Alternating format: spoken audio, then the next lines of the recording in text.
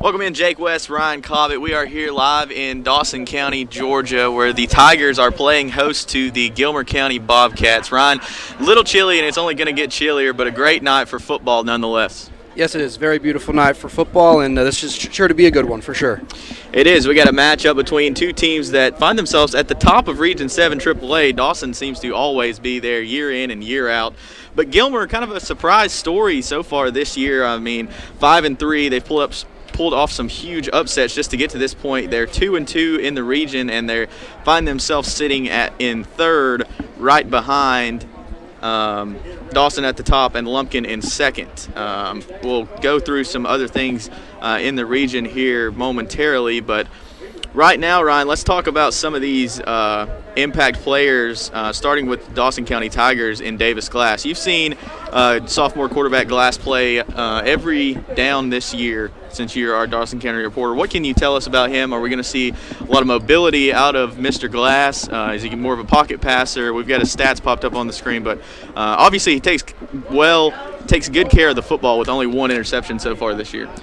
Yes, yeah, we'll see him do a little bit of both. You know, he's a mobile quarterback. He's gotten the run game established more since region play has gotten underway. But Dawson likes to run, a couple pocket sets, and he does get outside the pocket a couple times and will scramble, especially down in the red zone and goal line sets. They like to punch it in with Glass in the end zone. So with Glass and the Dawson County Tigers, when they're on the field, we're going to see the ball put in the air a whole heck of a lot more than we are when Isaac Rellinger and the Gilmer County Bobcats come out onto the field. Here's the side-by-side comparison of these two teams this year, and I want you to direct your attention down there to pass yards per game. Oh, just over 100 pass yards per game for Dawson County. I know, Ryan, you mentioned, and maybe you can tell us more about this, but Dawson was without Davis Glass for one game this year, and that kind of hurt their stats as a whole in the passing game. Yeah, absolutely. Davis Glass missed the game against Stevens County, and that game against Lambert, too, was not a very productive night for him, and that's kind of been outlier performances for his stats and hindered them a little bit, but overall, Davis Glass has been a fantastic quarterback and a young quarterback for this team, and he's sure to lead them to great places in the future. So we got just running through some things here, over 100 passing yards per game for Dawson, and then just 24 pass yards per game for the Gilmer County Bobcats. But the discrepancy there is going back to the rush yards category, 150 rush yards per game for Dawson and 284 on the ground for this Gilmer County Bobcat team. And they've got a three-headed monster coming out of the backfield in Will Kiker, Brock Titus, and Hunter Watkins. Watkins has been kind of a surprise story this year. At least for me, I knew Will Kiker and Brock Titus would be coming out of the backfield, but I did not expect the production out of Hunter Watkins that we've seen so far this year, and the kid's really been impressive. Ryan, I know you've written up some Gilmer articles. You haven't got to see them play yet this year, but you've been looking at their stats week in and week out, and I know Will Kiker is always doing his thing, but Hunter Watkins, 60 carries, 650 rush yards, 7 rush touchdowns, nearly 100 yards per game for the senior running back and defensive back, over 10 yards per carry, and then on the defensive side, he's got nearly 20 tackles added on there, and that goes right along with his running mate Will Kiker, 48 carries, 422 rush yards, 11 total touchdowns for Kiker, including, I think it's 9 on the ground, 2 through the air, 60 yards per game for Kiker. And then the workhorse so far this year for the Gilmer Bobcats has been senior running back Brock Titus. So a senior backfield three-headed monster for the Bobcats as Brock Titus, 94 carries, just 4 touchdowns, so he doesn't always get paid off for all those times he's getting the ball thrown in his stomach, but he does have 446 rush yards, 64 yards per game, and also 40 tackles for him and 45 tackles for Will Kiker. So they're the two to watch for the Gilmer Bobcats. And we'll stay right with the defensive theme here, Ryan, as you tell us about Cade Molador, the senior linebacker for the Tigers. He leads the team in tackles and also is their man coming out of the backfield. Yeah, Cade Molador, he's the team captain for the Tigers, and like you said, he makes his presence felt on both sides of the ball. He's really found his stride in the run game. Like Glass, as soon as region play got underway, he's definitely picked up his performance in the run game. But on defense, Molador's all over the field. He's a ball hawk as a linebacker, which is an incredible asset for this defense, and he makes his presence felt for sure.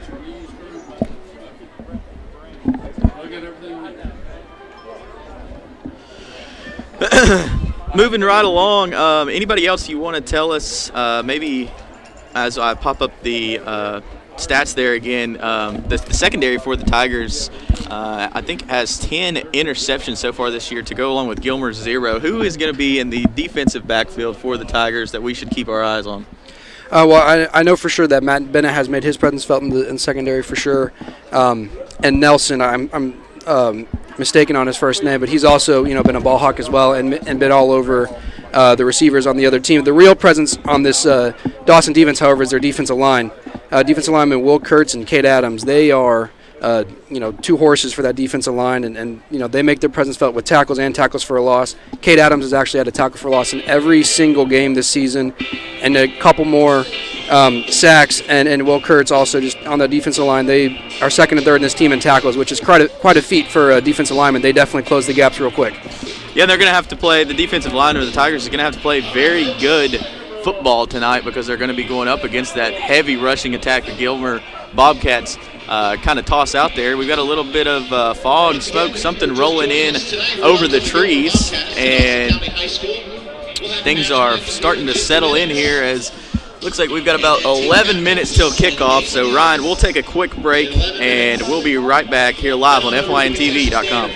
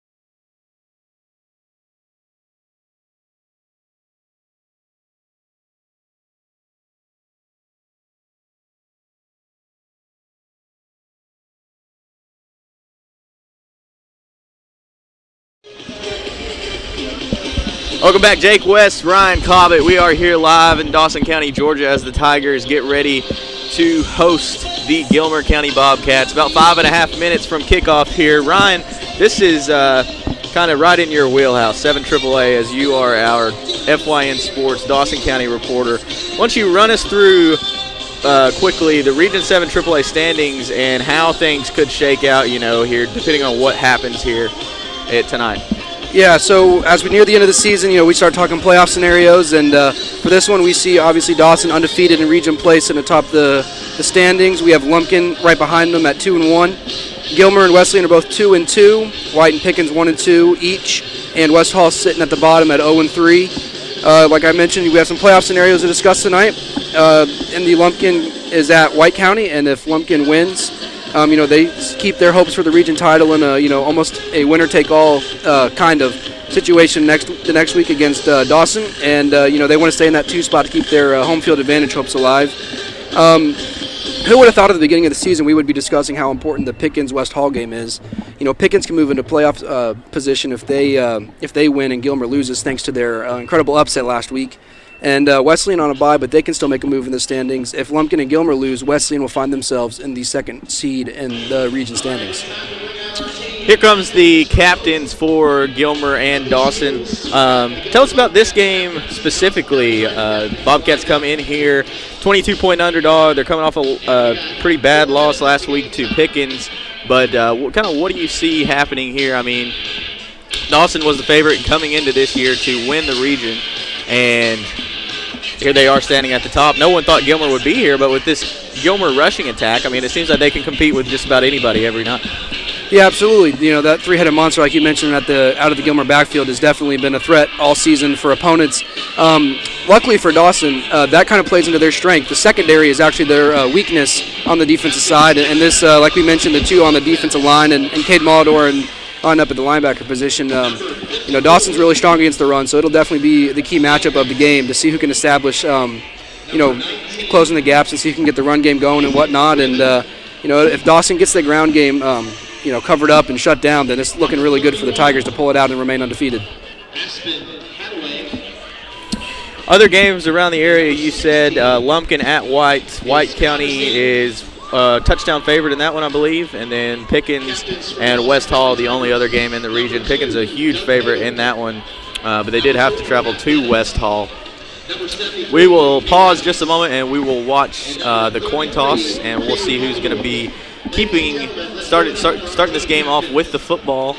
And as we approach just about 2 minutes until the ball is put in the air.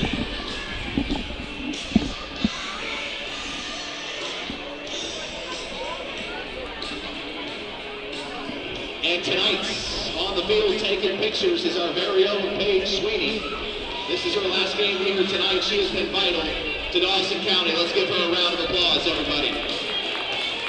She is near and dear to our hearts, and she will be very much missed around these parts.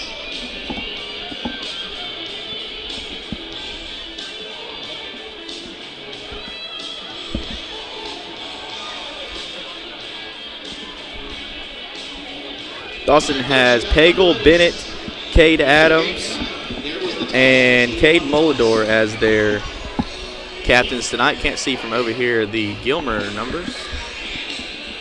Go ahead and complete your purchases at our concession stand. Grab those double cheeseburgers, pizza, nachos, hot dogs, and other goodies. Looks like the Bobcats. Looks like Blaine Banks, Isaac Freeman, They're going to shake hands. Let's give them all a round of applause, everybody. Aspen Hadaway, and Connor Sim, the kicker, out there for Gilmer. And a special thank you to our chain crew and our medical squad here tonight. We do appreciate all they do for Dawson County.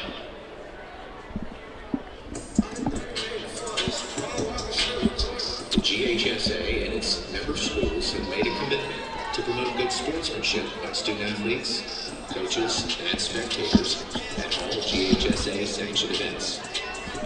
Both teams getting ready to make their appearance here. 30 seconds on the clock before we put toe to leather. I'm going to go out on a limb here and say Gilmer, as a 22-point underdog, I think they at least cover that. I think we're going to see a much tighter football game here tonight, maybe 7 to 10 points. But I've been known to be wrong before, and I'm sure the Dawson County Tigers want to prove me wrong.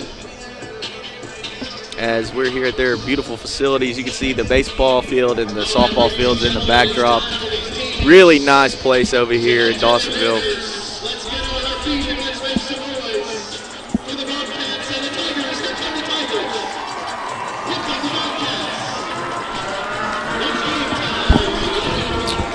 There are the Tigers and the Bobcats getting set to kick it away.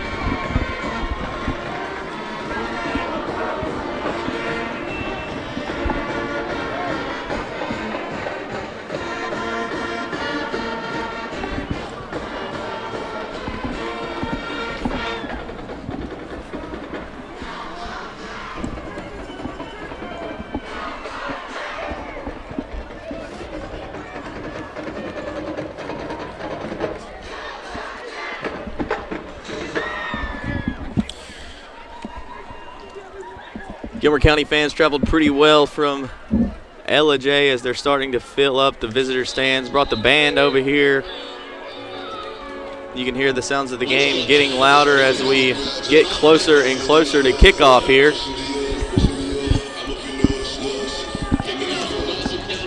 Dawson County set to kick it away. I believe that's Dom LeBlanc set to kick this away for the Tigers. And he's had some troubles on kickoff. He's kicked the ball out of bounds quite a few times on kickoffs, and that's been an issue. And the games, especially the blowout games, they're giving opponents some good field position. And you can even kind of see Gilmer lining up on the, that's the close side of the field, as that's where he usually kicks it out of bounds. Hunter Watkins and Will Kiker back to receive. LeBlanc puts the ball in the air. No trouble with this one. Kicks it right to Kiker, who takes it up past the 20, up to the 30. So a good return to set up the Gilmer Bobcats. And I would venture to guess Paul Standard and his crew, their plan is going to be to keep the ball out of Dawson County's hands as long as possible. So they're going to grind the clock down, keep the ball on the ground, and see what they can do here to start this game off.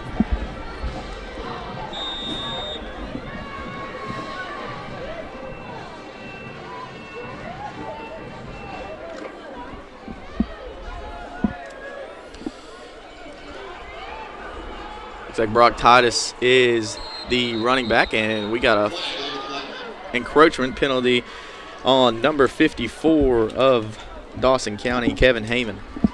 Yep, and this has been a problem for Dawson all season is their penalties. They have a tendency to be a little undisciplined, and on both sides of the ball. Penalties have been a killer for this team so far.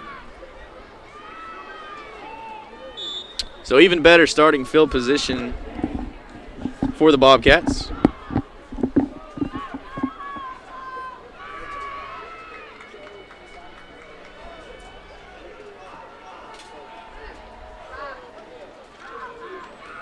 Titus takes the handoff, picks up about 3 yards.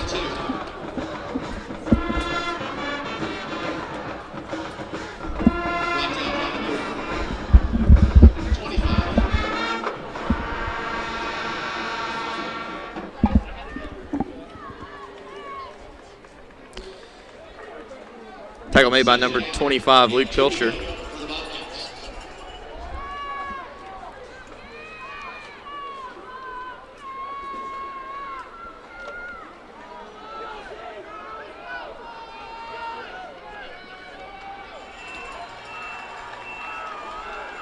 Bollinger and Titus line up. Going to the air. Will Kiker wide open, overthrown. That had big play written all over it. Yeah, he was wide open right there.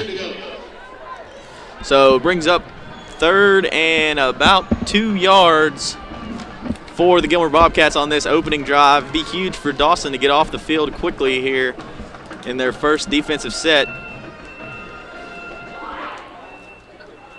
You can tell that caught Dawson County defense off guard. They were not expecting Rellinger to go to the air.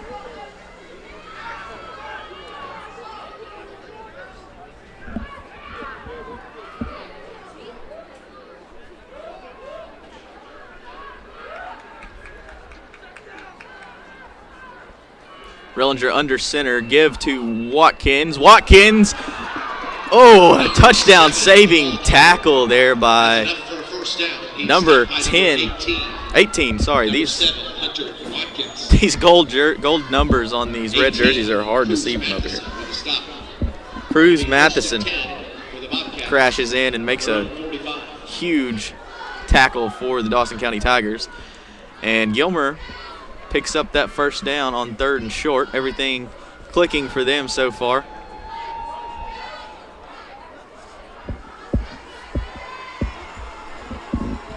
Two wide receivers wide. This is a different formation, not something that we're used to seeing out of these Bobcats.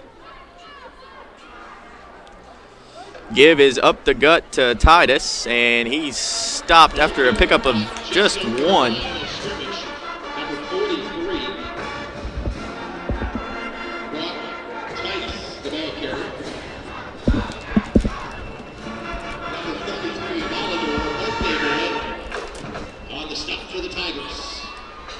This is what we need to see out of the Dawson defense. If they can, force a short gain on the first play, they can get the rest of the down set. Oh, looks like we got a timeout for Gilmer. But it's important for Dawson to get that first stop and set of downs. If they can keep it at 2nd and 3rd and long, I would say Dawson's in the driver's seat for sure. We'll take a quick break here as the Bobcats take a timeout. We'll be back live on fyntv.com.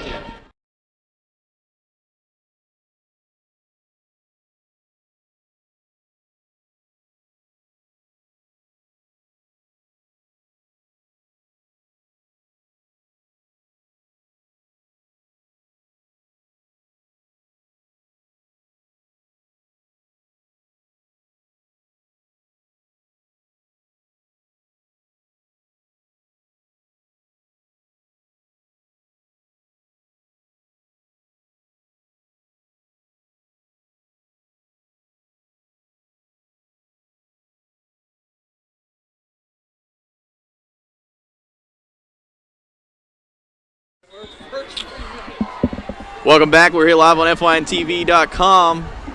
Gilmer facing 2nd and long. 3 men in the backfield. Give goes to Watkins. He's hit immediately, and I think they lost a yard, and they're back to the original line of scrimmage and bring up 3rd and 10.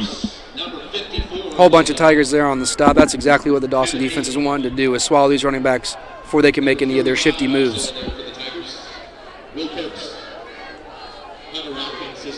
Kurt's already recording a tackle for loss. You'll be hearing this kid's name all game long.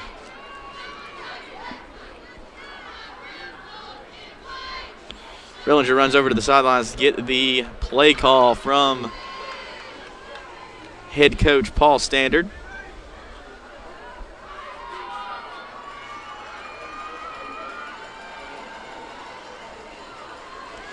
Rellinger drops back, going to put the ball in the air, tucks it, picks up about 3 yards, so 4th and about 7 for the Gilmer Bobcats as the Dawson defense wasn't giving up anything underneath. Kenny Nelson with a big stop there on that QB spy, and that's exactly what Dawson wants to do. Quick score update. White County already up 7-0 over Lumpkin County. So the Warriors playing tough at home.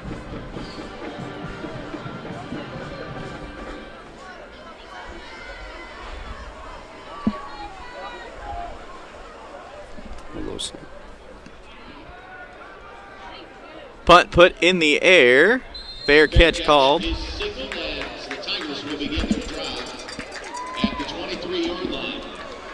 Number 20, Julian Presley, back there on that punt return for the Tigers. Stay warm, stay full, and have a good time. We do appreciate all your hard-earned dollars.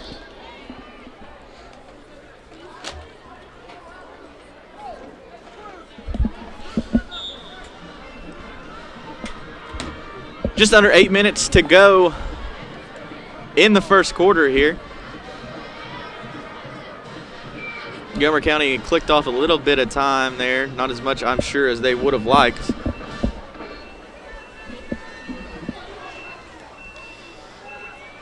Dawson out of the backfield. The give is to number 1, Sawyer Bearden.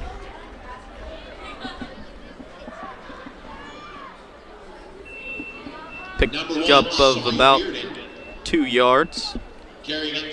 Second and 8. We talk about the Gilmer run game, and Dawson's going to try to come out and establish the run game as well, so they can open the air up for Davis Glass a bit later on. But they definitely want to get the run game going as well.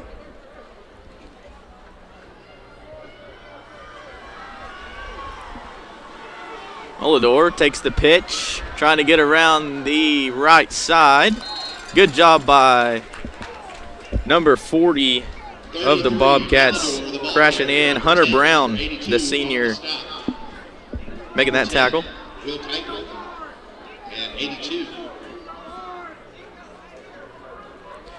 So it's a big third down here.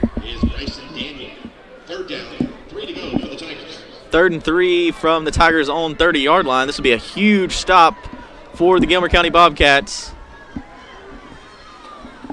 3 wide receivers left. Glass taking this one himself all the way and gets it to the 36-yard line. Enough for a Dawson County Tigers first down.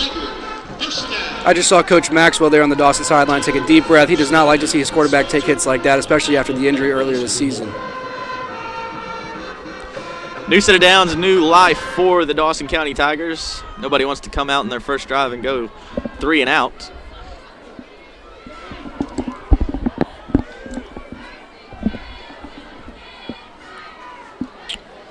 Handoff left side, Molador. Will Kiker comes in and makes the tackle, but not after about a 6-yard pickup.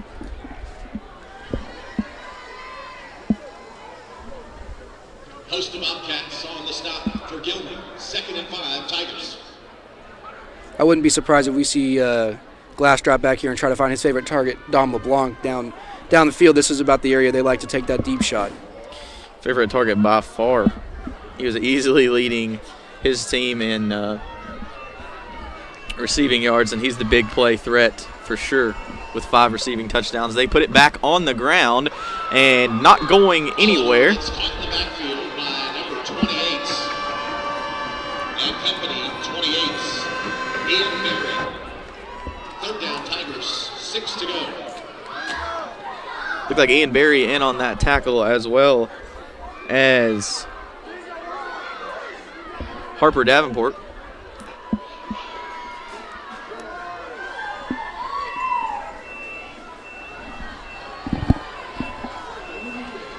Glass out of the gun, takes a snap, rolls out left, puts the ball in the air, and it is caught. Enough for another Dawson County Tiger first down. There he is, Dom LeBlanc, making the move and getting the first down. We'll see that a lot tonight. So 2 big 3rd down conversions for the Dawson County Tigers. They're marching the ball right down the field.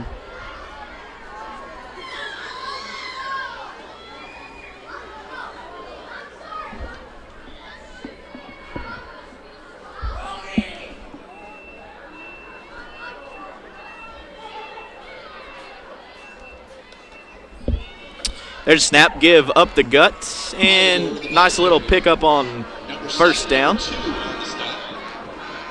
Number 2, Grant Ballou. And number 7, Hunter Watkins. Grant Ballou, the sophomore, on the tackle there for the Bobcats. So both teams just kind of taking it easy. Nobody's taken a shot thus far. Let's give your cheerleaders a round of applause, everybody. 2nd and 7, 4:30 to go in the first quarter here. Man in motion. Give is underneath to Molador, who lowers his shoulder. He's like a battering ram coming at you. 82 on the stop for the Bobcats. Bryson Daniel for the Bobcats. 3rd down. 5 to go for the Tigers. Bryson Daniel on the tackle for Gilmer. So another 3rd down forced by this Gilmer County defense. Can they come up and get a stop and force the punt from Dawson? Dawson's got a receiver wide open down here at the bottom, closest to us. Nobody's covering him. The pitch goes to Molador. No, excuse me, I don't think it was Molador this time, but a host of Bobcats on the tackle. It was Molador as Will Kiker, Grant Ballou, a bunch of Gilmer County Bobcats in there to force 4th and 3 for the Dawson County Tigers. Looks like the offense is staying out there as well. Maxwell with a big decision here early on, but it looks like the offense is staying out on the field, at least for right now. Keep an eye on that play clock here as they're not in any hurry. 10 seconds on the play clock. I don't think the Tigers are going to run a play here. Not sure. Yep, here comes the timeout from the Tigers. Not sure what the reasoning is behind that one, but Coach Maxwell knows a whole lot more about football than I do, as he has his team set up for a 4th and 3, and it looks like they're going to punt it away. We'll take a quick break. We'll be right back here live on FYNTV.com.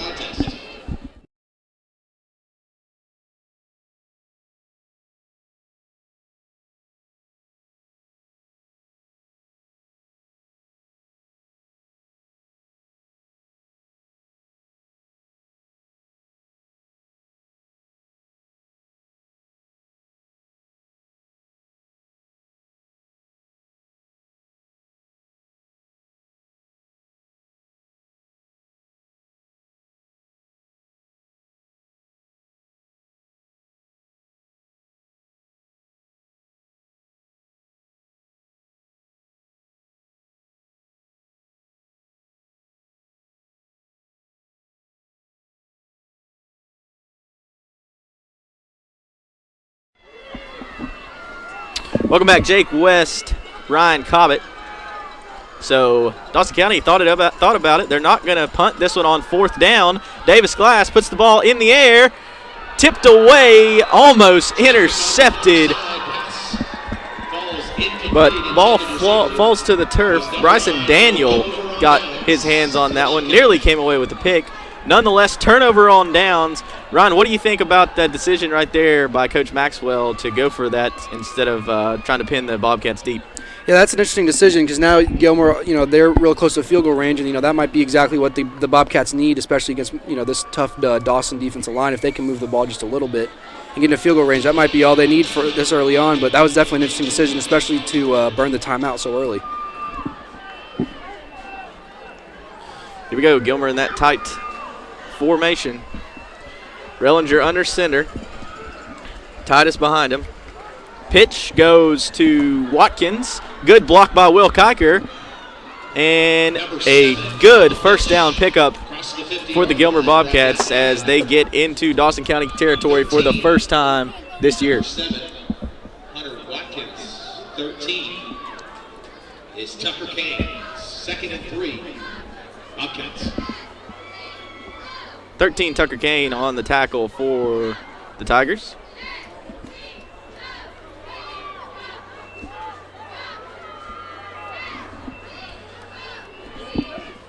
Bobcats get set.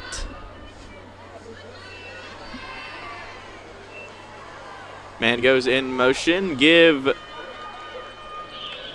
Picks up about 2 yards. Number 4, Isaac Rellinger, kept that one himself. And there was Molador, flying right to the ball on the defensive side. We talked about this before the game started. You're going to hear his name a lot on the defense side of the ball as well. So 3rd and 1, Dawson County is one stop away from making their head coach look like a genius.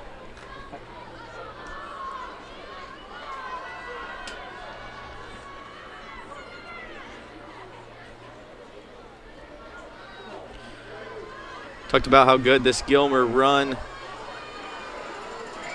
offense was, and they try to go up the gut, but the handoff was never given, and Rellinger is taken down for a huge loss. Not sure who got in the backfield there for the Tigers. That was Kenny Nelson, flying the backfield right there, and he's got a knack to find the ball as well. That was a huge play for the Dawson defense. They seem to have every option covered so far.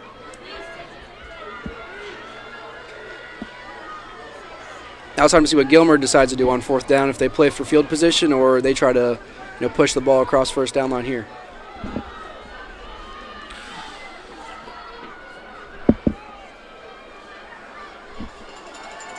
No punting unit coming out on the field. Rellinger sends a man in motion. That's Kiker. Kiker takes the pitch. Trying to get the edge. Brought down short of the line to gain. Looked like maybe Christian Webb on the tackle there. Huge stop for the Tigers. And that 3rd down, that big loss on 3rd down where Rellinger decided to keep it and lost about 4 yards. Really came back to bite the Bobcats.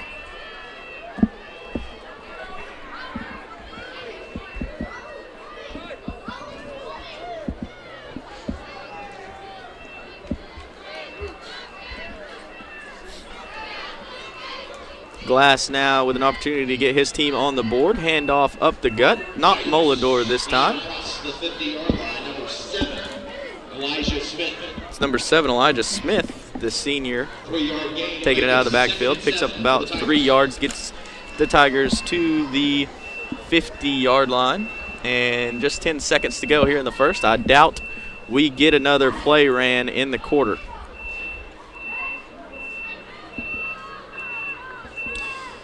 Nope, looks like Glass and his Tigers are content with taking this one into period number 2, as we're still tied at a 0-0 stalemate. And we will take a quick break, and we'll be back live on fyntv.com.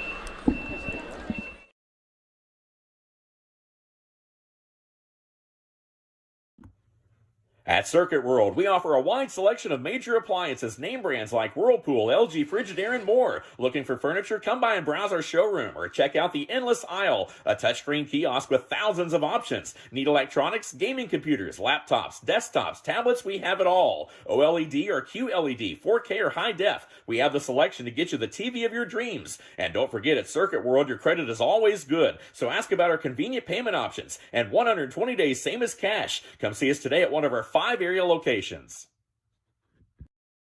Circuit World has 9-piece living room packages at incredible prices. Get this stylish sofa and love seat, 3 tables, 2 lamps, 43-inch 4K TV, and stand, all for only $1699.99 or $129.99 a month. Or get this 9-piece living room and reclining sofa and reclining love seat, now only $1999.99 or $149.99 a month. These packages are amazing. Stop in today at one of our 5 locations and get the furniture you've always wanted. Welcome back. Teams switch field, sides of the field. Dawson takes a snap. Going up top. Got a man. Overthrew him. That had touchdown written all over it. Not sure. Was that? That was his favorite target, Don LeBlanc. That had touchdown written all over. He about 5 steps on the guy. We usually see that deep pass when they're right around midfield. That's usually when they try to get the defense sleeping as they try to, establish a little bit of the run game and then throw it over the top. Something that we've seen before, but now it's interesting if they're going to throw the ball again or try to have Cade Molador, bulldoze it up. So an eligible man downfield on the Tigers. Don't think it would have mattered if the ball would have been caught anyway, as now Dawson's facing a 3rd and 12.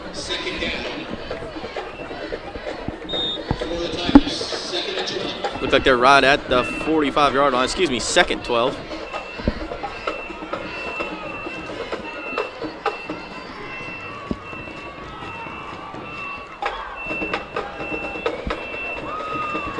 Give to the right side, gets him back to the original line of scrimmage. Davis Glass picks up about 2 yards. 3rd and 10 now. 3rd down and 10 for the Tigers.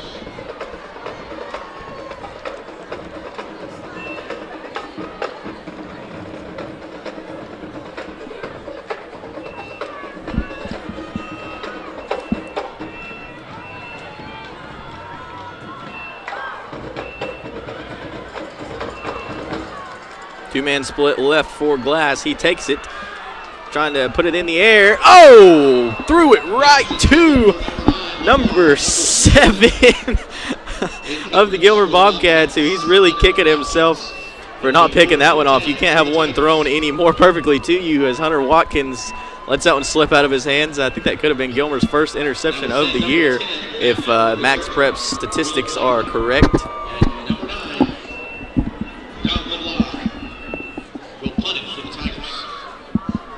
So the Swiss Army knife, Dom LeBlanc for Dawson County will get set to punt this one away. Will Kiker to receive. And that, not a very good punt. Looks like it went off the side of LeBlanc's foot. Out of bounds. We'll see how far the refs come up to spot this one. Oh my goodness. They come all the way up to the 40. So what was that, a 13-yard punt, Ryan? Wow. Yeah, that's definitely been a weakness for the Dawson, that special teams with Dom LeBlanc, kicking the ball out of bounds on kickoffs frequently and has struggled with the punting a little bit too. Good starting field position for the Bobcats. Neither team so far has made a trip to the red zone. We'll see if the Bobcats can break the stalemate here.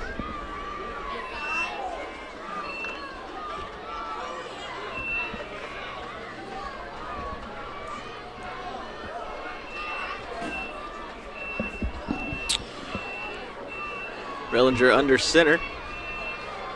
Give to Titus. Keeps fighting. Picks up about 2 yards. Up the middle goes the ball carrier. 56 and 73 are in for the Tigers to make the stop. 43. Brock Titus is the ball Score update after 1. Pickens leads West Hall 6-0. Kate Adams and company. That'll make it 2nd and 8 for the Bobcats. 2nd and 8.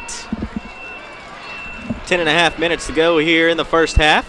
Rellinger drops back, gonna put it in the air. Taken down to the ground of a loss of about 8.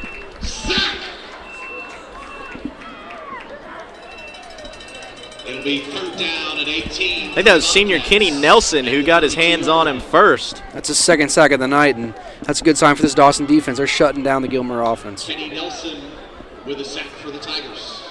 Their offense has got to pick them. The Tigers' offense has got to pick the Tigers' defense up a little bit, though, because nothing doing so far offensively for either of these teams. Gilmer offensive line has got to stand tall here as they face a 3rd and long. 3rd and 16. Rellinger. Play clock's winding down. He'll see if they get snap off. Rellinger takes a snap. Give Number 43. up the middle. Brock Titus picks up about 4 yards. Looks like we got a Gilmer player down. Stand by, everybody. Stand by.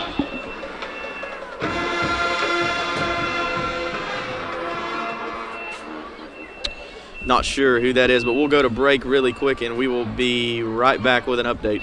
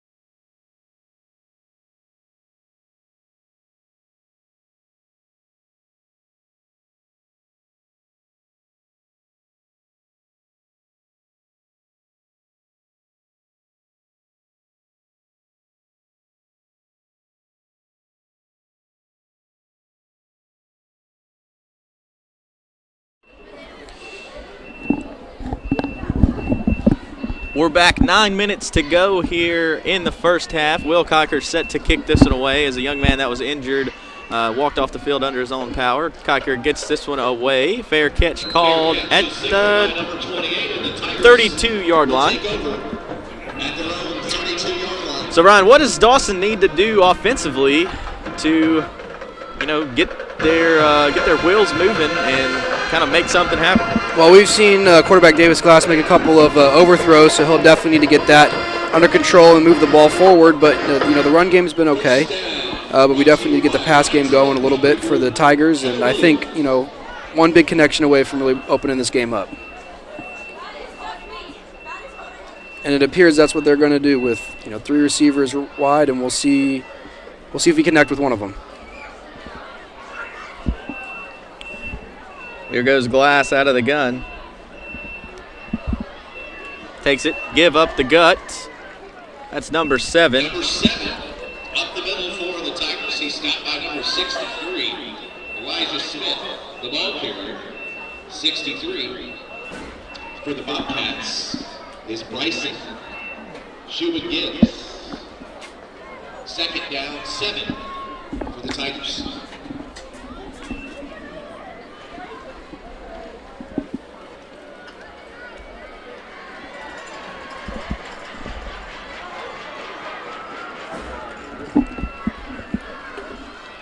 Glass takes a snap. Wide receiver screen. Number 1 on the receiving end of that. Good block. Slot of green in front of him. See if Hunter Watkins can force him out of bounds, and he does, but not before a huge pickup. There was Sawyer Beard in there. That was the play that they needed. Now let's see how this offense rolls. Tiger first down, sponsored by Alpha Pet Waste Removal. Tiger drive continues from the 39-yard line.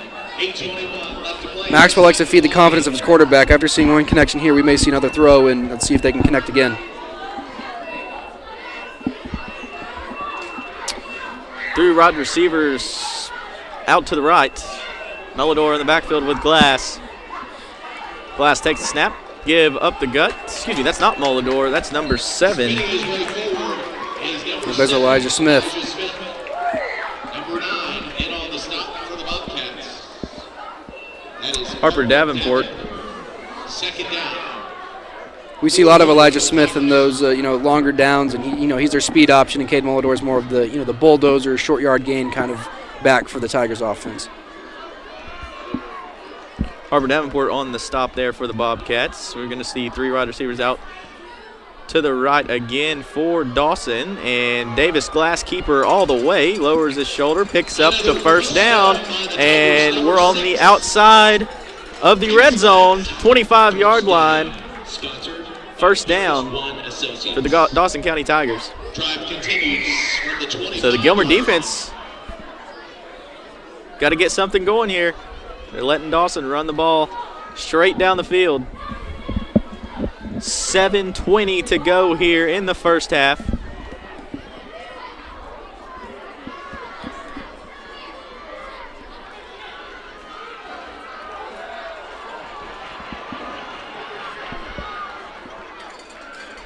Number 7, Elijah Smith. Elijah Smith again picks up about 5 yards.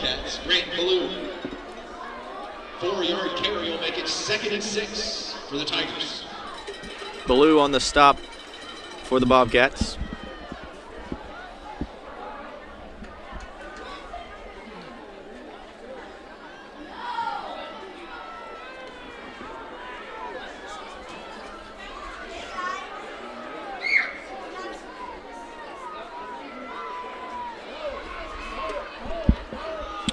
Another give up the gut, picks up just 2 yards there. I think that was Smith again coming out of the backfield, so no Molidor yet so far. There he comes back on the field. Well-deserved breather there.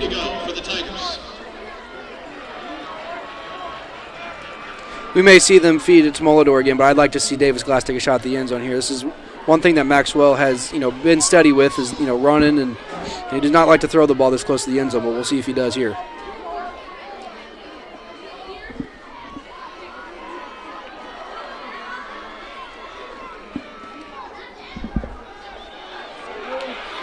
Glass is going to be taken down in the backfield. Is the quarterback, number 631. And company there for the Bobcats. Blaine Banks maybe Number 31. for the Bobcats coming in and getting that hit. Aspen Hadaway was in there. And 6 for the Tigers. Looks like they're bringing out the field goal unit here to put some points on the board and get ahead here.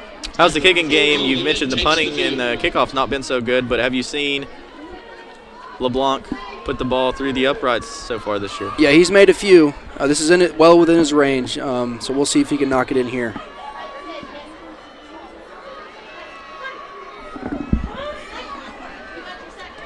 Kick is up, and looks like it's wide right. No good. Had the distance, but it's wide right. So Gilmer lives to see another day as we're still tied at zeros here in Dawson County. So we are still scoreless. Got to give it to the Bobcats defense for showing up here. After allowing 27 points to Pickens last week, they're holding this Dawson offense in check. Yes, they are. Your score from the field, Lumpkin 14, White County 13.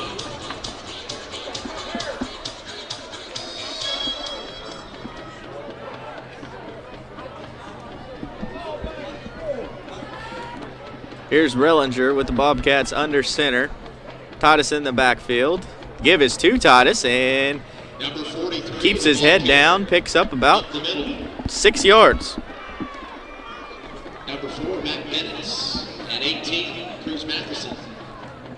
In to make the stop. Second down, 5 to go for the Bobcats. White County just scored 21-14 is the score. White County over the Indians. Second quarter.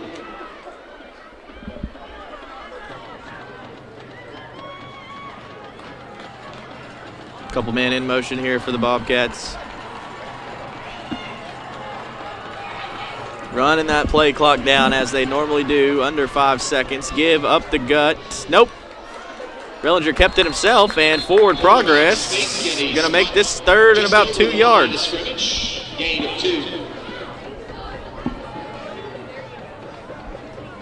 That'll make it 3rd and 2 for the Bobcats.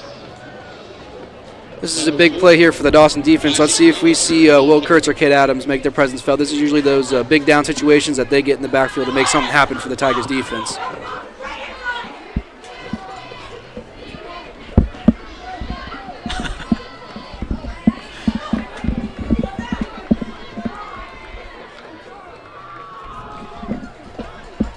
.330 to go here in the first half. Bobcats have it. 3rd and 2. Play clock winding down. Let's see if they get the snap off. Back up against the wall, and I think Coach Standard called a timeout. At least he's, yep. And they're going to give the Bobcats a timeout. As they take a timeout, we'll take 1-2. We'll be right back. Smart car buyers know pre-owned is the way to go, and Days Chevrolet in Jasper is the North Georgia Mountains pre-owned headquarters with more than 100 rigorously inspected late-model, low-mileage vehicles priced thousands less than original MSRP. So get it done. Buy pre-owned and save big at Days Chevrolet in Jasper. Days Chevrolet. Days gets it done. Find new roads. Are you looking for expertly decorated gifts you'll love with your custom design or logo? Graphic Expressions in Blue Ridge is your go-to place for custom apparel, accessories, gifts, and much more. Graphic Expressions is located at 3640 East 1st Street in Blue Ridge, or give them a call at 706-946-4605. Graphic Expressions, unrivaled customer service, pure brand awesomeness. B&M Metals has been serving the Southeast for almost 50 years. From metal roofs and panels to gutters and metal accessories, B&M Metals is... Welcome back. Huge third down here for both teams. Give left side, Hunter Watkins right at the 30. 7, the ball carrier. Let's see where the spot is. Looks like the refs are going to give it to him. That was a generous spot by the refs. Looks, yep, they're giving it to him, moving the chains. That's a big play for Gilmer. Watkins looks a little bit shaken up. No, that's not good for Gilmer. Paul Standard comes out to check on him. Ryan, let's take another quick break, and we'll be right back.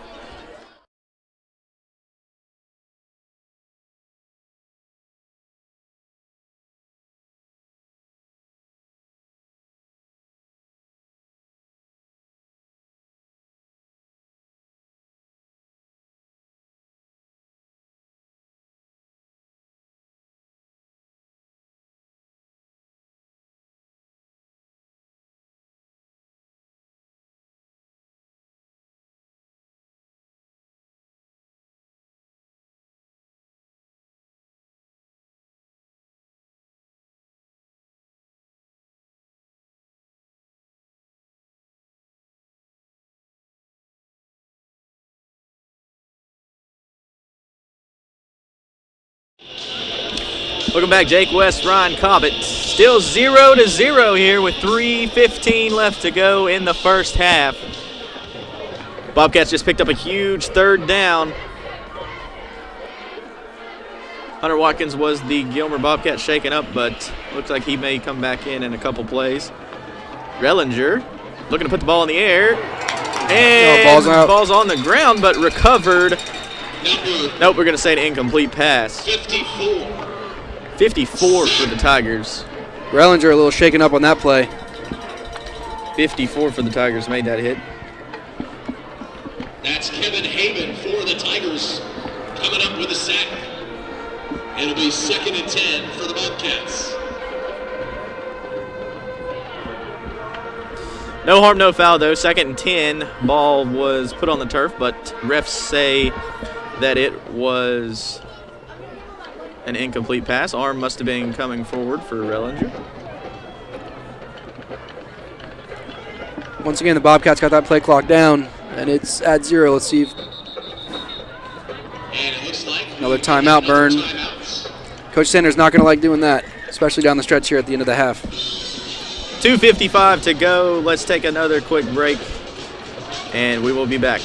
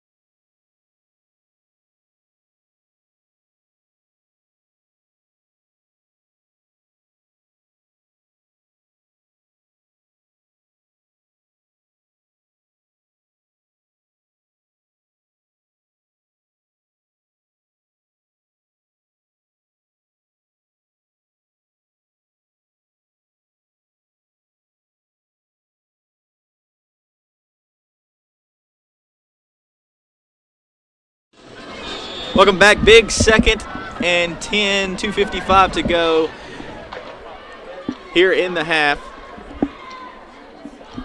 Bobcats got to get the play in quicker, as you mentioned, Ryan. That's twice here on this drive. They've had to use a timeout to not take the penalty, and that give is to Titus, who marches up the field, picks up about 5 yards, makes it a much more manageable 3rd and 5.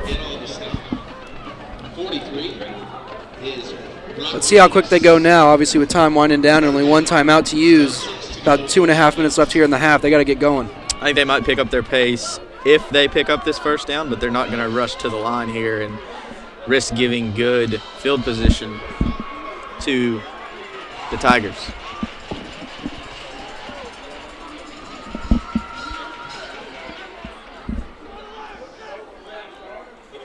Titus in the backfield, Rellinger under center, man goes in motion, and Titus forward progress is going to be about 1.5 yards short of the first down, and Sid Maxwell and the Tigers are going to take a timeout. That's smart football right there by the Tigers, taking a timeout, wanting to get the ball back, because you saw how well their offense moved the football last time they were out, and they're going to try to have some time left on the clock when they come back out.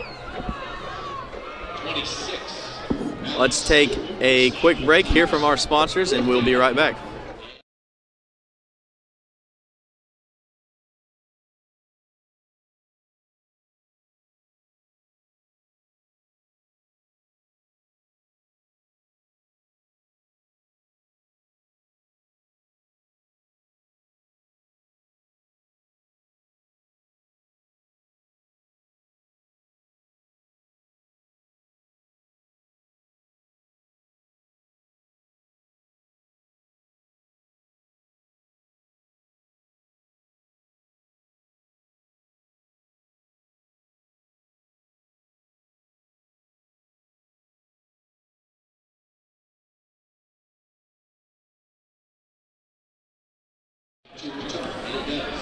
Bobcats bring out their punting unit.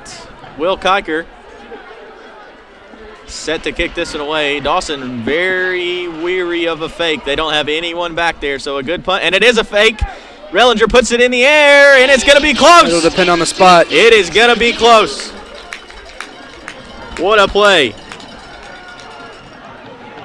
Well, let's see. Hang on 1 second. Crucial spot. Both sides pointing the other way. We might have to bring the chains out here to get a second opinion. Looks like that's what they're going to do. Officials are going to take time to look at it. So they're going to take time to look at it. Let's take a look at this replay here. All right, folks, this ought to give you some time to run on over to the concession stand to get ready for the halftime show. Never mind. Cameraman falling down on the job.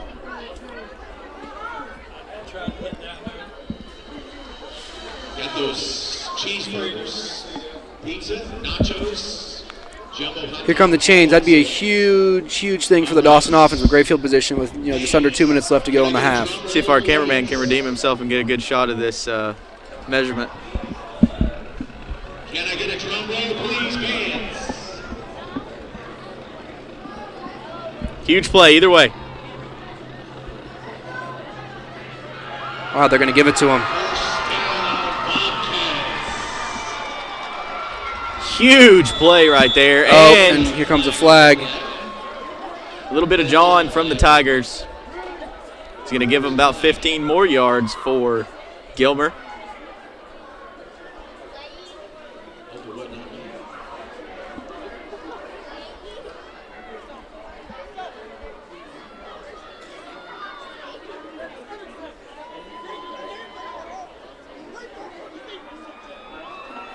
LeBlanc getting an earful on the sideline from head coach Sid Maxwell. Maxwell's not going to be a fan of that. Not sure if LeBlanc got the personal foul called on him or if he wasn't sticking with his assignment, but that's new life for the Gilmer Bobcats. Under 2 minutes to go. That would be huge. You mentioned it earlier in the break, Ryan. Dawson, huge favorite. Gilmer just looking to play spoiler and knock off the top team in the region. And, we didn't go into it in the pregame, but would a win here cement Gilmer's hopes into the playoffs? It certainly would appear that way. Rellinger's running for his life, finally taken down. Number 54, number 28. As we're talking about getting the Bobcats in all that momentum, they can't overlook that solid defensive line because Dawson's quick to put them in the backfield. To my count, that is the fourth sack just in this first half alone for the Tigers' defensive line. So 1:23 on the clock. 1:15 left to go in the first half. Gilmer's got to get on it.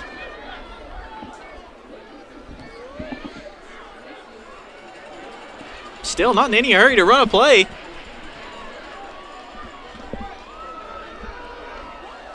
I think I'd have a little bit more urgency here if I was Gilmer wanting to put the ball in the end zone, but they go up the gut, fullback dive, picks up about 2 yards. Number 43 was the ball carrier, number 0. Coach Sander may be content to take this 0-0 at half. We'll see, but it doesn't look like they're in any hurry. Winding down 40 seconds. And don't forget, folks, halftime show is coming up. Grab those nachos, those. Yeah, we got 30 seconds left. This 20 seconds on the play clock, so this could be the last play here. See if they take a shot or they just play conservative and take it to halftime. I think we see a Brock Titus fullback dive up the middle once again. Nope.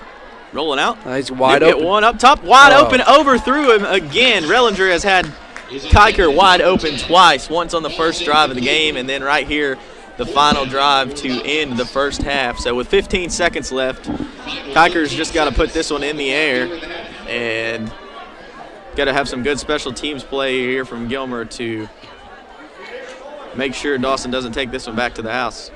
We've now seen both quarterbacks, make a couple overthrows. We'll see if they can get that under control in the second half and we can get some points on the board. A tie ball game, 21-21, Lumpkin and White County. Rellinger's going to stay on the field.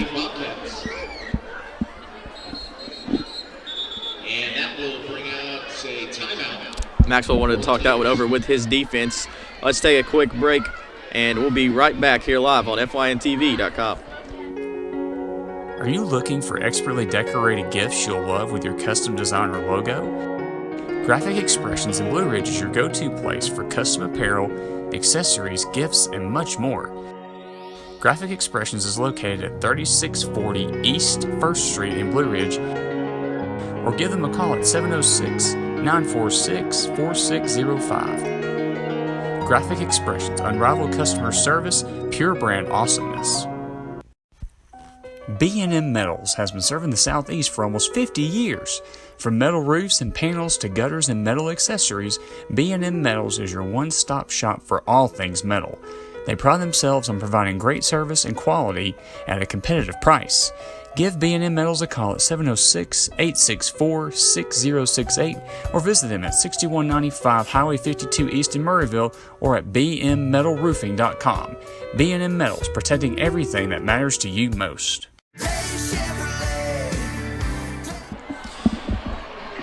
Welcome back. 15 seconds to go here. Big 4th down. Rellinger takes it out of the gun. Getting chased. Makes a man miss. Throws it up. Has Watkins. Watkins makes the grab, and he's taken down with 5 seconds left at the 3-yard line. What a play, Ryan. I don't know if the Bobcats have any timeouts left. They have one. Let's see if they take it here and set it up for the field goal.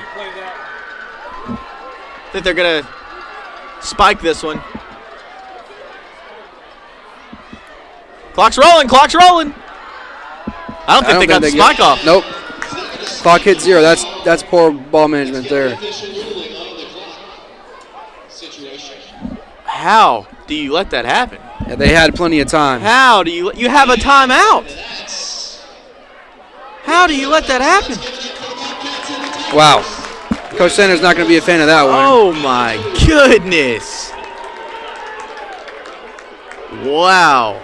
If Gilmer is unable to win this ball game, you're going to be able to come back and pinpoint one play, and it's going to be that one right there where they had the opportunity after a huge play on 4th and forever, and then they're unable to get the spike off in time, and we head to halftime tied 0-0.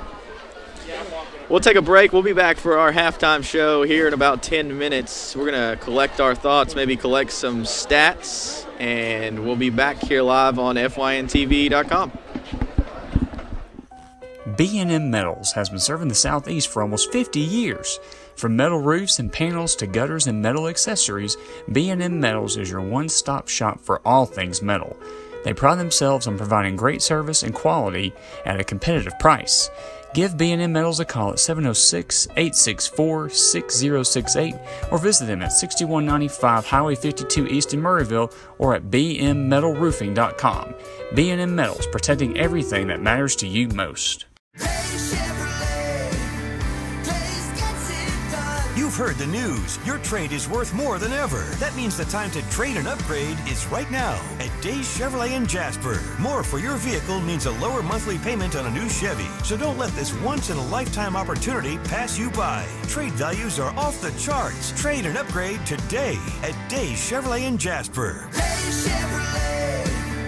Days gets it done. Find new roads.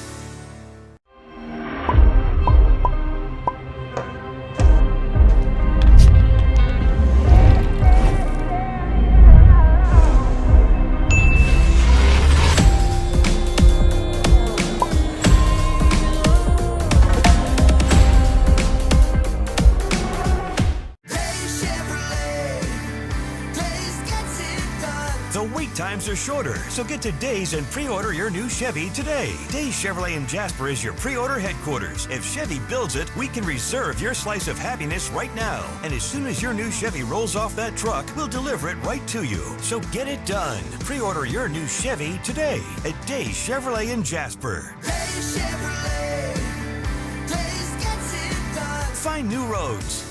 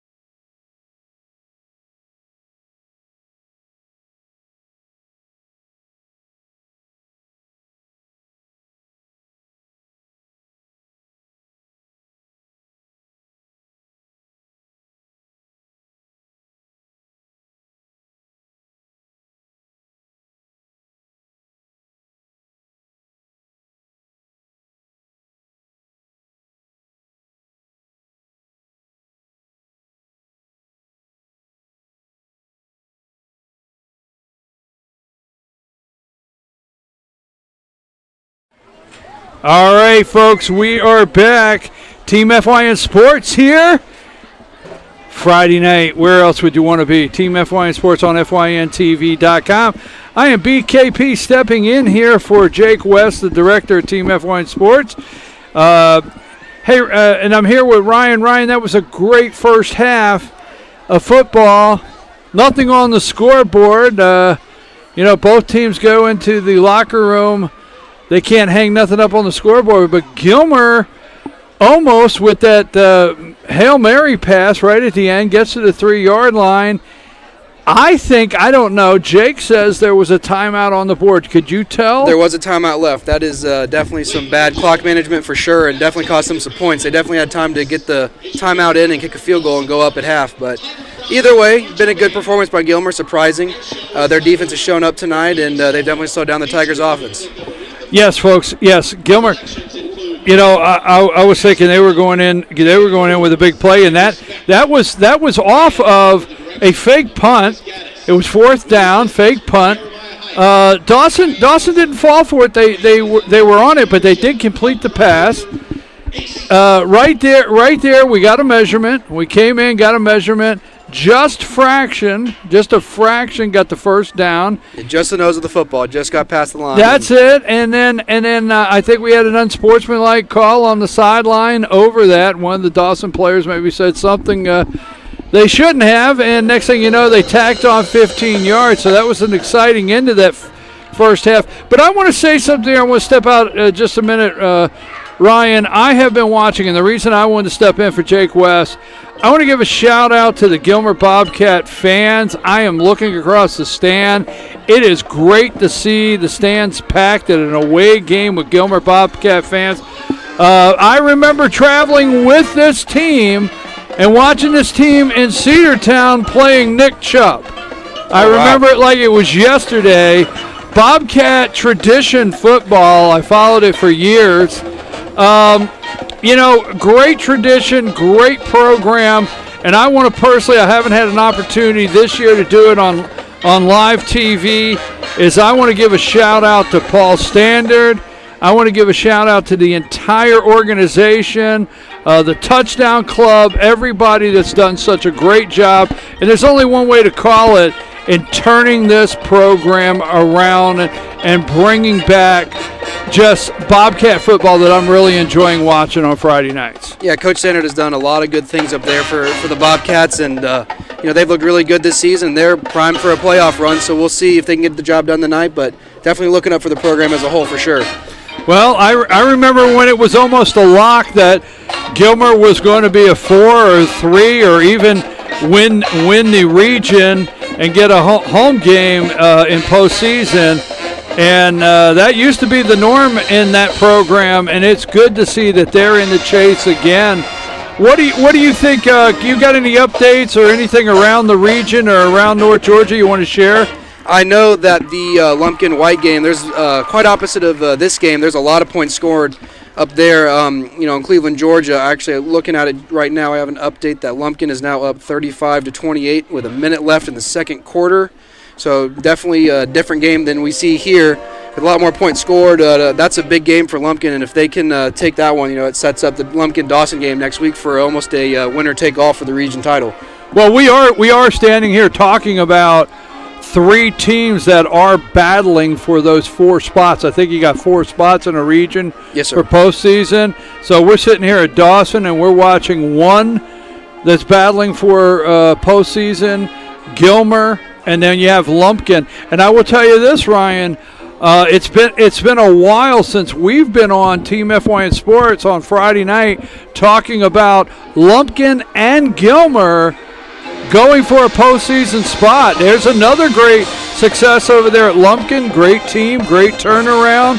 The program's awesome. Great to watch on Friday nights. Yeah, absolutely. They've had the best start in program since 2004, I believe. They're sitting at 6-1, and that's a good team in white. So if they win that road game, that's very important, and things will be looking up for them to at least hopefully get home field advantage going into the first round of the playoffs. Folks, we are Team FYN Sports, always highlighting and promoting young athletes in a positive way.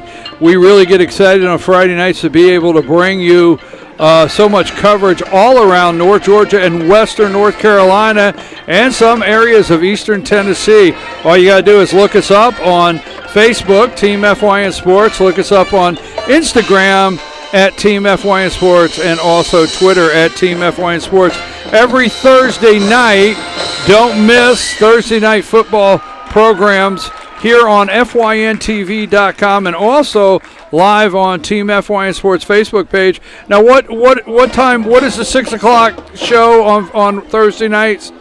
The 6 o'clock show is the Southeast High School Football Tennessee Weekly with Jeff Cate. At 7 o'clock, it is the Inside the Smoky Mountain Conference with Jake. And 8 o'clock, it's me and Tim Tao with the North Georgia High School Kickoff Show. So, folks, that's every Thursday night. Hey, go on our social media, Team FYN Sports. Tell these guys what you think of the shows. Get involved. Tell them what you like. Tell them what you don't like.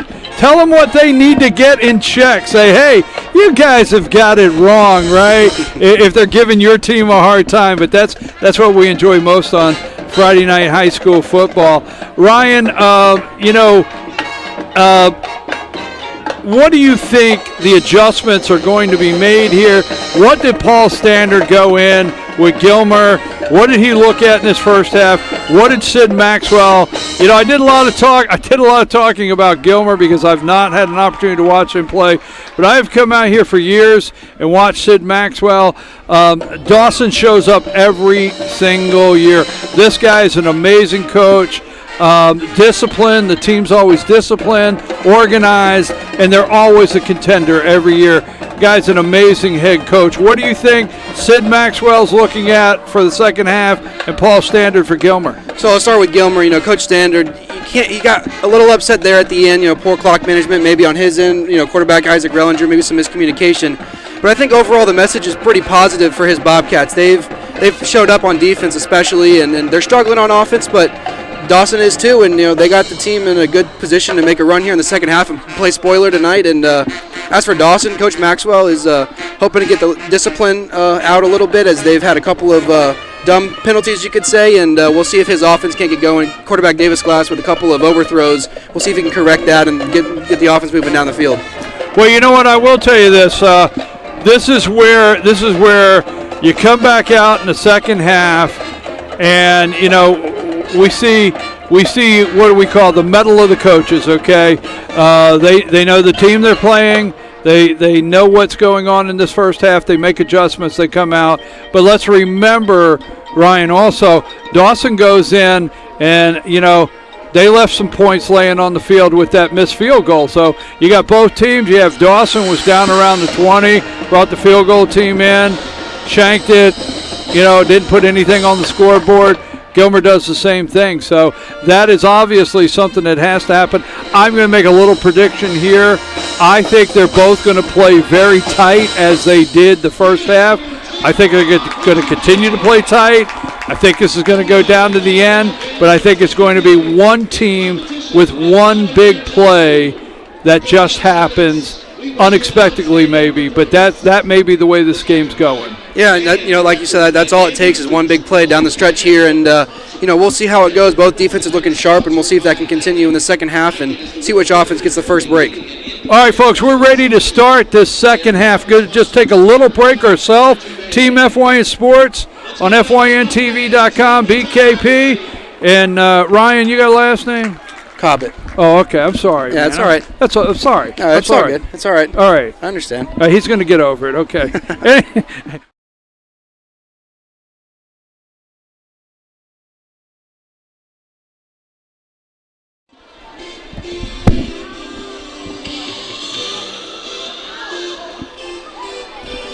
Lumpkin up 42-28 right now. Oh, sorry. Jake, I thought you had the headphones on. Did you hear me? Lumpkin's up. Oh.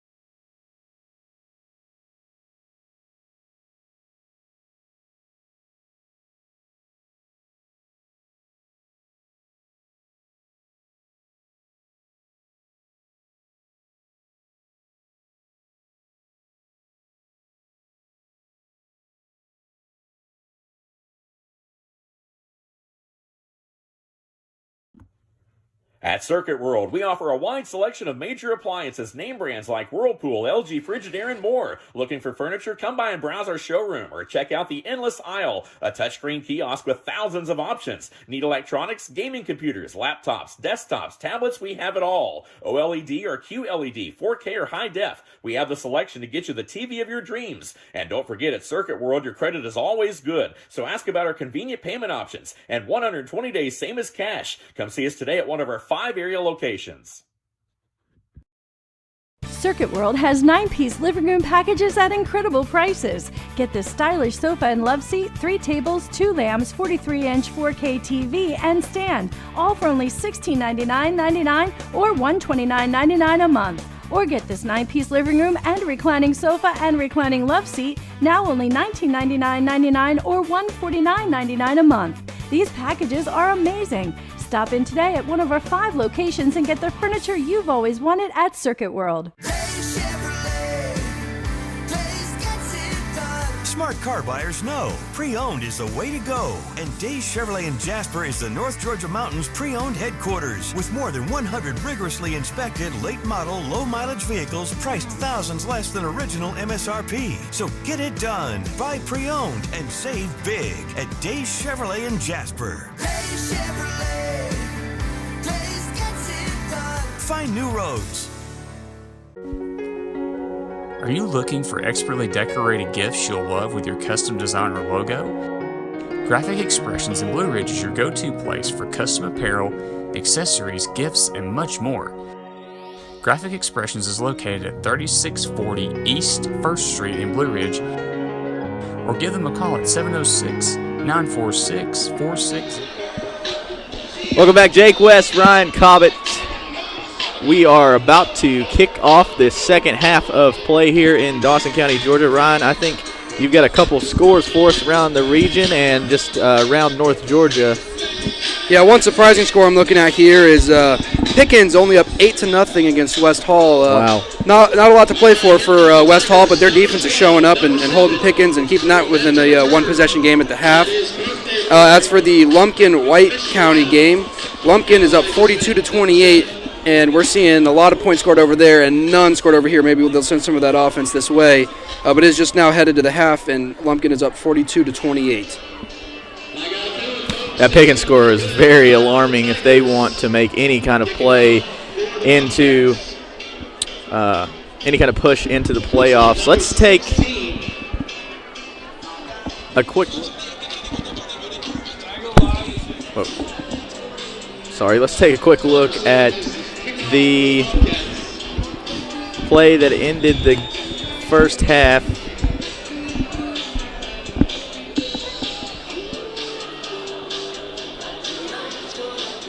Here it goes. Rillinger rolled out, made a man miss, threw it up top, and Watkins mossed the defensive back to make the play, and they got it down inside the 3, but were unable to convert, and we're going to be talking about that play for a long time if Gilmer is unable to pull the upset off here. That ball kickoff hits the dirt. Dawson takes it. Nothing in front of him. That's housed. Number 26 for Dawson County. What a start to the half. What a way to kick off the second half. Kenny Nelson's had a big night tonight with 2 sacks, and now with the kick return touchdown. It's exactly what the Dawson offense needed to go, and they got some confidence now. Finally, some scoring happening here in this one. First play of the second half. Couldn't draw it up any better if you're Dawson. And now that conundrum at the end of the first half for Gilmer already coming back to bite him.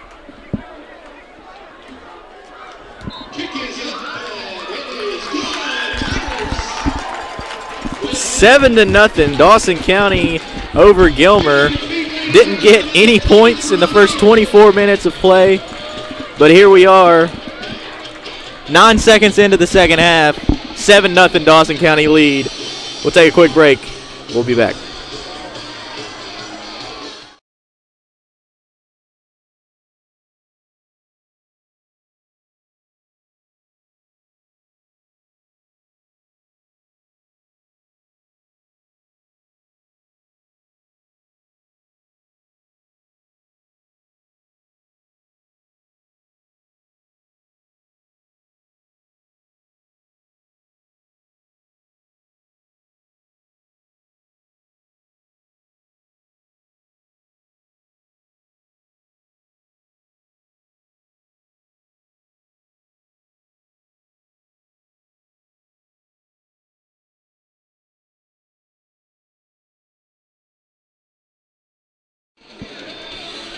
Welcome back, 7-0 Dawson County over Gilmer. They take the opening kickoff of the second half back 4-6.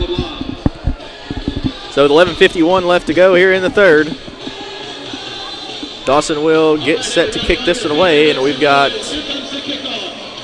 Will Kiker and Hunter Watkins back to receive for the Bobcats.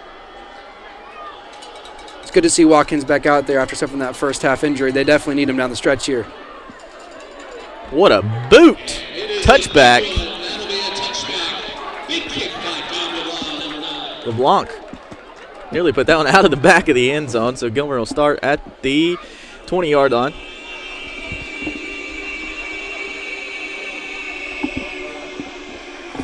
Watkins, I think, might have been on the receiving end, if I'm not mistaken, was on the receiving end of that long Hail Mary at the end of the first half. See if this Dawson County defense is juiced after that big play to start the second half. And let's see how these Bobcats respond to adversity, finding themselves in a hole for the first time tonight. Give straight up the gut. Dawson defenders crashing in, making the tackle. Looked like number 8 or number 0. I can't tell with the cold numbers up here. No gain, 2nd and 10, Bobcats. Kevin Heyman having a big night. We've heard his name called a couple times, and he making big plays and helping that defense shut down this Bobcat offense.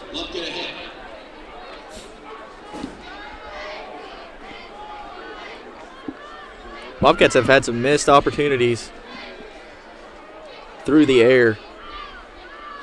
Erlinger just overthrowing Kiker twice. Could have been 2 huge chunk plays, maybe even 2 touchdowns. Dawson in the backfield again. Hunter Watkins swallowed up. And good sportsmanship by number 33, helping up number 35 with the tackle for the Tigers. So we got a 3rd and 11 coming up for the Gilmer Bobcats on their first offensive possession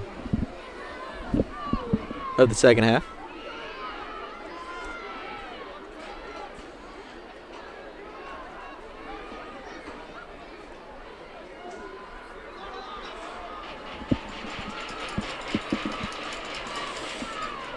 Kiker in motion, takes the pitch, trying to get the edge, stood up by number 12, Christian Webb.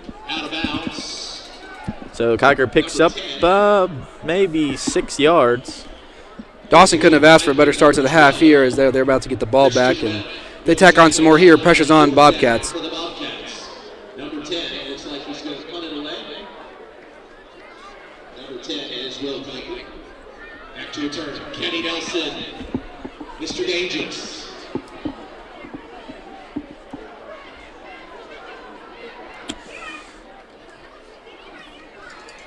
Punt is up. Pretty good one. Fair catch is signaled, and the Tigers will take fielded cleanly by Julian Presley. 49-yard line.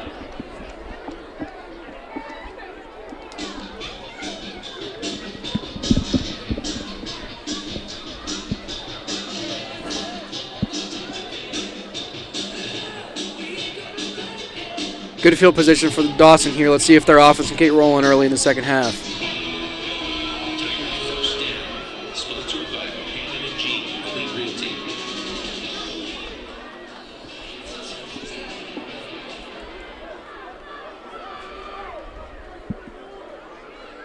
We've seen this story before. Dawson known for their explosive second halves. We'll see if they can keep building on this lead. Snap out of the gun, give to Molador. Molador, nowhere to go. Number 82. nothing doing. Taking down a loss of about 3 yards. That is Bryson Daniel. Cade coming out of the backfield. He kind of reminds me of Le'Veon Bell, how he just lets the play develop, doesn't get ahead of his blockers or anything. He's definitely not hitting the hole like a bullet out of a gun. Kind of taking his time, biding his time in the backfield, trying to see what the cleanest route is for him to go. Glass out of the gun. Moldor again, and he hit that hole hard. Kiker's on his back. Moldor carries him, takes him for a ride for about 10 yards. Huge play by number 33, Cade Moldor.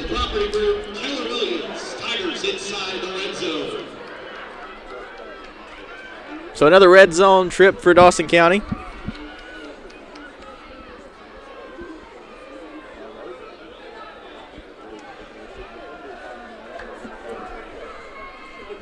This is Don LeBlanc territory. Let's see if they get it to him.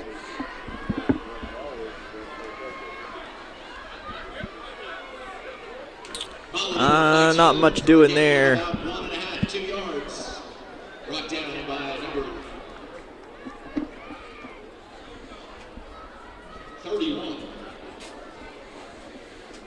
Aspen Hadaway. 2nd and 9, Tigers. Hadaway on the tackle. Brings up 2nd and 9 for Dawson. 8:30 left to go here in the third. Nachos, pizza. All right, here we go. 2nd and 9, Tigers. Elijah Smith in the backfield now for Dawson.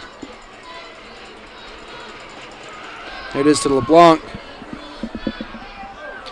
Pass is intended. Pretty pass. Gave his receiver a chance to go up and get it, but nothing doing there. Incomplete pass for the Tigers. Mason Smith. Good defensive coverage. It'll be interesting to see what Maxwell wants to do here on a 3rd and long. Good coverage by the senior, Mason Smith. Went up, batted that one away. Didn't want to get mossed by LeBlanc in the corner of the end zone.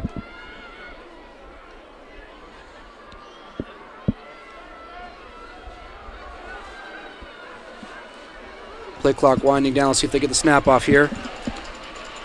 They do. Glass rolls out right, looking for a man. Throws it on the run, and it's complete, but out of bounds. So 4th and 9. You got a 7-0 lead. Do you put it on the foot of LeBlanc and try to take it 10-0, or do you try to let your offense pick up 9 here? Looks like LeBlanc's out there. See if he can get this one in as he missed one earlier. It'd be big for Gilmer if he misses, but let's see what he can do here. A little bit closer than the one before. Field goal is That one's good. So 10-0 lead for Dawson over Gilmer with 8:05 left to go in the third quarter. Take a quick break. We'll be right back.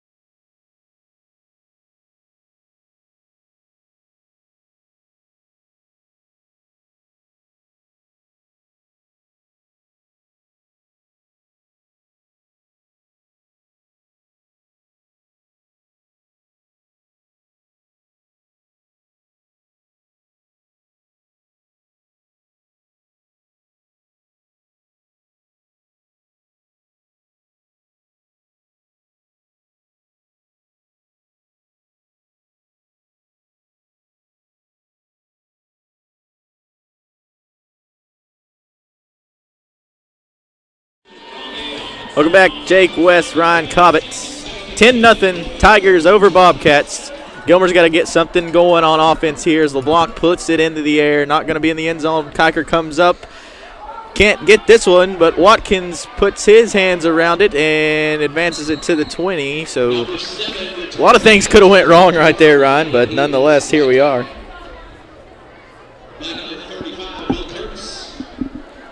Let's see what the Gilmer offense can do here. This is a big drive for them if they want to stay in this game.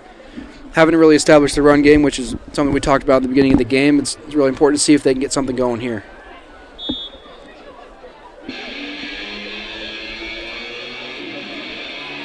Dawson really respecting the run all game as safety's been playing, about 7 yards deep, not very deep, and as a result, Dawson's been able to stuff everything. Packer in motion. There he Rellinger's goes. keeping it. Oh, he had a man. Looked like he had 82. But he's taken down for a sack. Not sure who was in there on that one. Maybe Cade Adams getting in there, defensive tackle position for the Tigers. So we get second and It's about 2nd and 15. yeah, 15 or 16. And there he is, Big Cade Adams. We talked about him before the game and making his presence felt again in this one. He's now recorded a tackle for loss in every single game this season.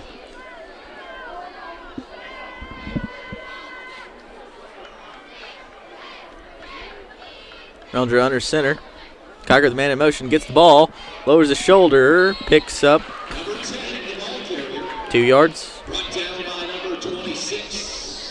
So this is the problem with this Gilmer offense. If you get down in a hole, it's very hard to climb out of because you just want to run the clock. You run the ball, you pick up 3 yards at a time.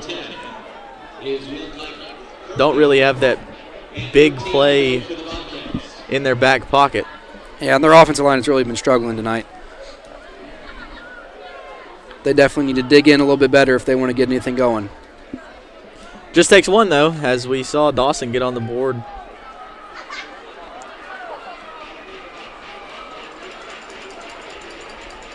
Just got the snap off there. Rellinger hit from behind, taken down. 54. Kevin Heyman again. Man, he has had himself a night tonight. So, again, nothing doing for the Bobcats on offense. The Bobcats line has really struggled in pass pro, and they're going to have to man up if Gilmer's going to climb back in this one because, you know, time's beginning to play a factor as we slip under 5 minutes to go in the third. Need some chunk plays. I think that was offsides. Yep. Shouldn't matter, though.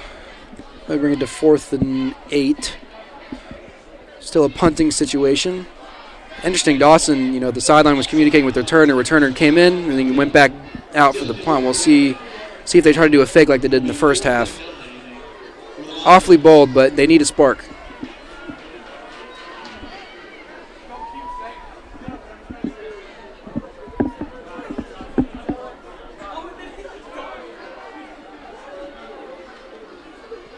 Kiger puts it in the air. Not a great punt. Not a good one at all. That'll be great field position for the Dawson offense. So as the Tigers take the field, we'll take a quick break here from our sponsors. We'll be right back. 10-0 Dawson County leads Gilmer. 5:28 left to go here in the third.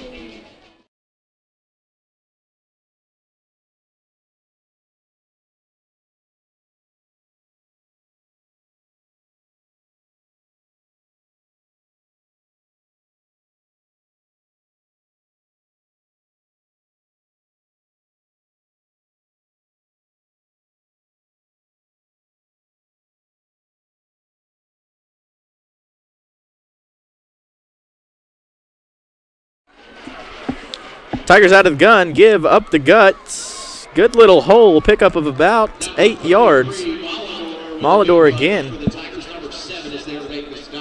Bigger holes for Molador here in the second half. This is definitely what Maxwell wants to do here. He'll run the ball quite a bit with this good field position, and he'd even be okay with another field goal, but he wants to take a lot of time off this clock and make it harder for Gilmer, especially with that style that they run on offense. And 3 to go for the Tigers.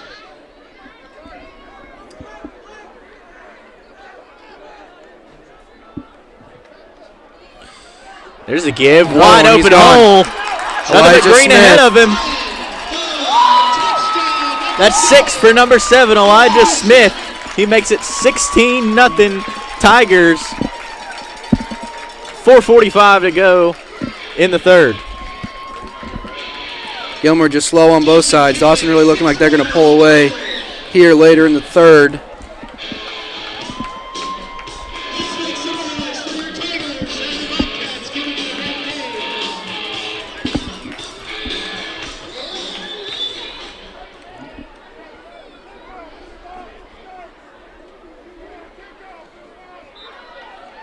Kick is up and good. 17-0. Tigers lead the Bobcats here in Dawsonville.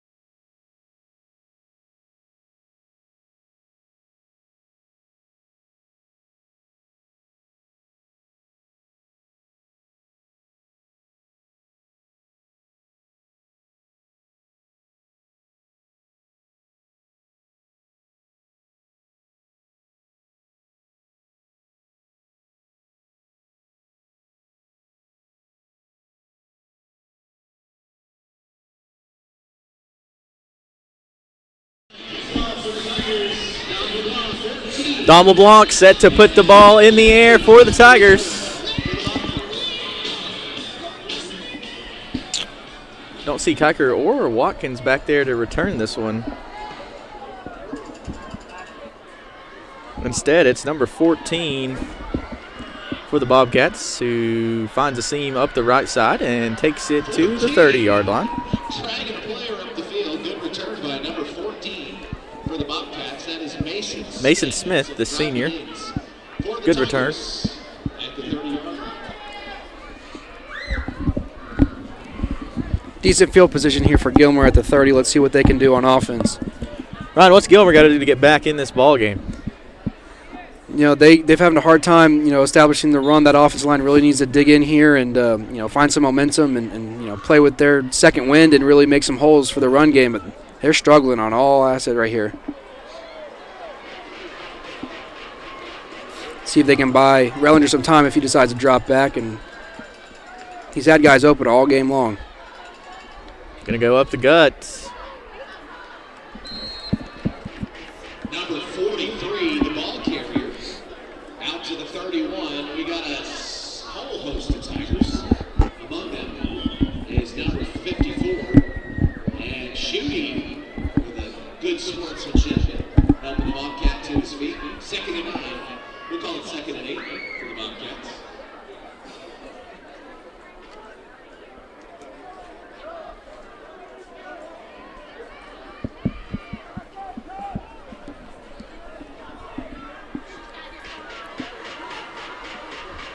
Second and 9. Up the gut again. Titus. That's number 43. One more time. 4 yards. 35-yard line. 43 is Brock Titus.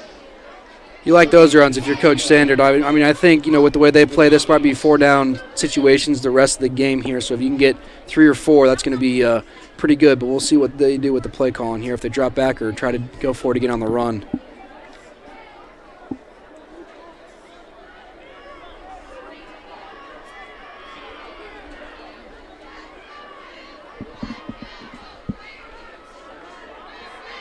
Huge third down here for Gilmer. Up the gut with Titus again. 43 working hard tonight. It's up about 2 yards. That fullback dive. Gilmer loves that. Wait, you think that's if they've ran 40 plays, they've ran fullback dive 33 times?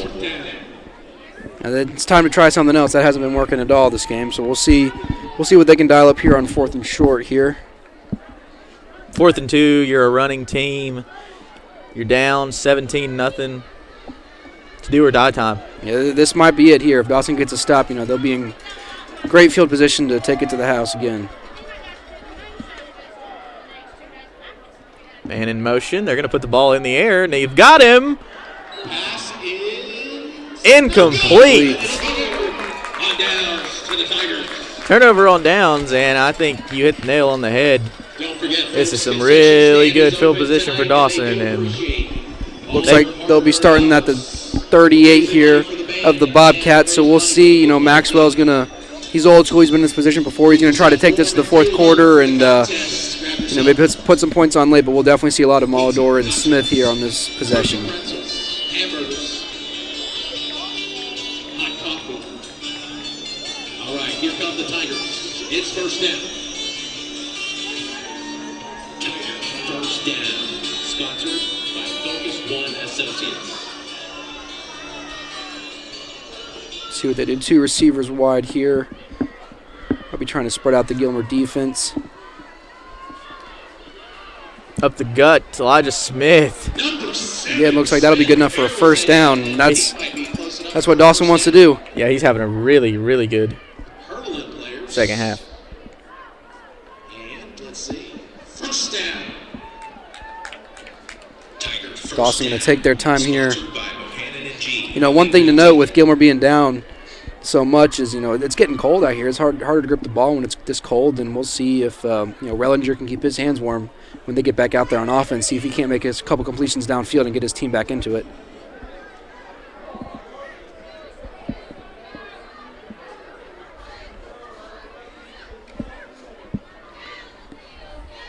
Blast takes a snap to give. Picks up about 5 yards. Number 7 up the middle. There's Elijah Smith again for the Tigers. Dawson County EMS. Working the chains tonight. Many thanks. They've worked every week for the last 3 years for Dawson County. Let's give them a round of applause, everybody. Thank you, Dawson County EMS. Second down, 6 to go for the Tigers. Tigers face a 2nd and 6. Number 1 goes in motion. The give is to Elijah Smith, and he's stopped at the line of scrimmage. 31 is Aspen Hathaway. 3rd down and 6 for the Tigers. So Lumpkin wins, which it looks like they're on their way to a win. Dawson looks like they are on their way to a win. I mean, it's just a 3-score ball game, but another big shout out for all of the still a quarter to go. So if Dawson was able to hang on to this win, we would see Dawson and Lumpkin at Lumpkin next week for the Region 7 AAA Championship as Glass takes this one, pitches it to number 1. And right at the first down, Bearden, I think he has enough for a first. That's huge for Dawson. We'll see them take it down to 4th quarter here, and Maxwell's got them right where they want them, right where he wants them. And that is going to do it for the 3rd quarter, ladies and gentlemen. So put your hands together for the Gilmer Bobcats. 3rd quarter winds down 3-2-1. We head to the 4th, 17-0. Dawson threatening in the red zone. Take a break. We'll be back. All right, folks, we got half. At Circuit World, we offer a wide selection of major appliances, name brands like Whirlpool, LG, Frigidaire, and more. Looking for furniture? Come by and browse our showroom or check out the endless aisle, a touchscreen kiosk with thousands of options. Need electronics, gaming computers, laptops, desktops, tablets? We have it all. OLED or QLED, 4K or high def. We have the selection to get you the TV of your dreams. And don't forget, at Circuit World, your credit is always good. So ask about our convenient payment options and 120 days, same as cash. Come see us today at one of our 5 area locations. Circuit World has 9-piece living room packages at incredible prices. Get this stylish sofa and love seat, 3 tables, 2 lamps, 43-inch 4K TV, and stand, all for only $1699.99 or $129.99 a month. Or get this 9-piece living room and reclining sofa and reclining love seat, now only $1999.99 or $149.99 a month. These packages are amazing. Stop in today at one of our 5 locations and get the furniture you've always wanted at Circuit World. Smart car buyers know pre-owned is the way to go. And Days Chevrolet in Jasper is the North Georgia Mountains pre-owned headquarters with more than 100 rigorously inspected late model, low mileage vehicles priced thousands less than original MSRP. So get it done. Buy pre-owned and save big at Days Chevrolet in Jasper.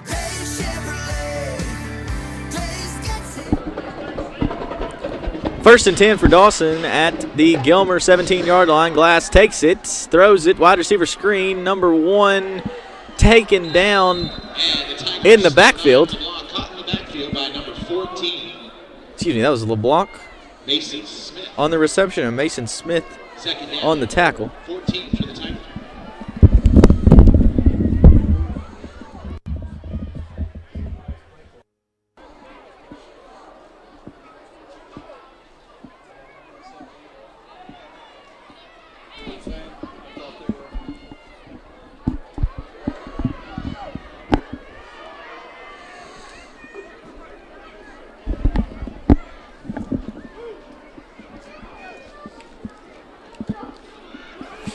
Going deep, Glass.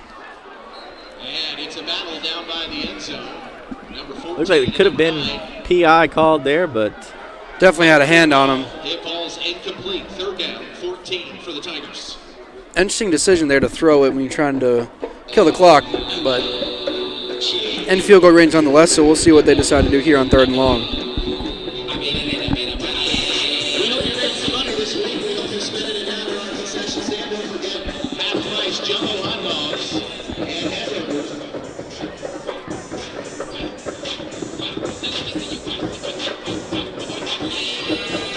Ball at the 21.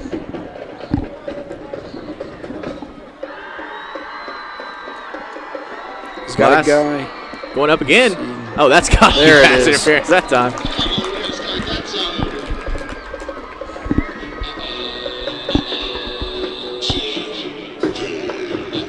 That should put Dawson right there at 1st and goal on the 6.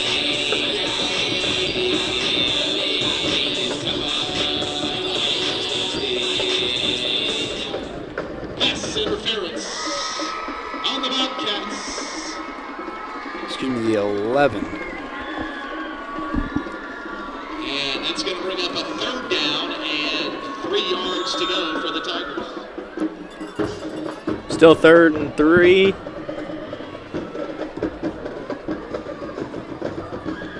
If Gilmer wants to have any hopes to come back, they definitely have to hold him to a field goal here. A touchdown puts it pretty much out of reach.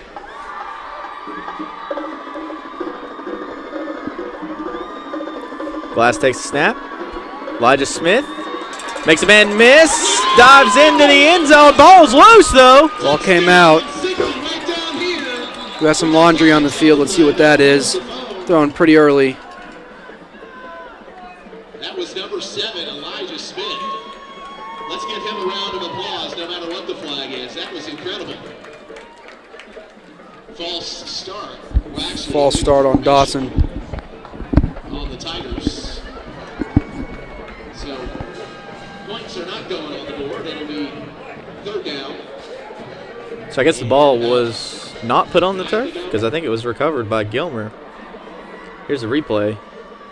And they'd like to thank John Smith Eagle Chevrolet, takes it up. who checks in the end zone, and the service van. I think the ball came out whenever he Shout-outs to John Eagle Chevrolet. reached out across the goal line and hit the ground with his elbow. So, nonetheless, 3rd and 9 because of the illegal formation by the Tigers. Maxwell taking a timeout here. He's not happy he's been in the ref's ear since that play was over, so we'll see what was going on there. You got some money from Timeout taken by Dawson. We'll take a timeout right with him. this week.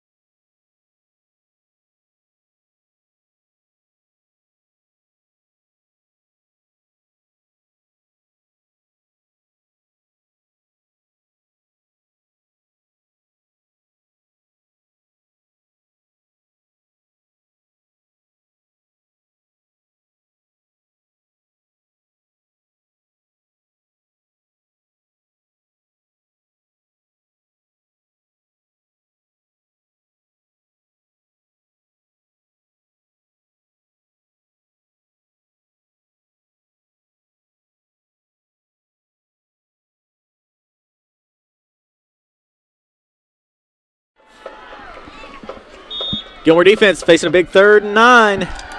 Gotta have a stop here if you want to stay in this ball game. Man in motion for the Tigers. Glass takes it. Looking to throw. Number 6 fires the pass. Tried to force it in and nothing doing there. So I guess we're going to see LeBlanc come back out and try to make this 20-0 Dawson. For the Tigers.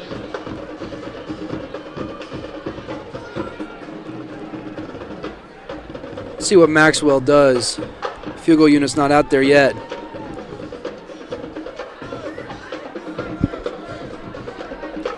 They may try to put the nail in the coffin right here. Appears to be that way. Can't blame them the way Gilmer's moving the ball in this second half. I don't know if Gilmer has 1 first down in the second half. Glass takes it, rolling out right. Got a man. Good defensive play by number 82 of the Gilmer Bobcats. Gets his paw up there on that one. Things getting a little chippy. 82 Bryson Daniel. Great play there. Another Gilmer Bobcat down.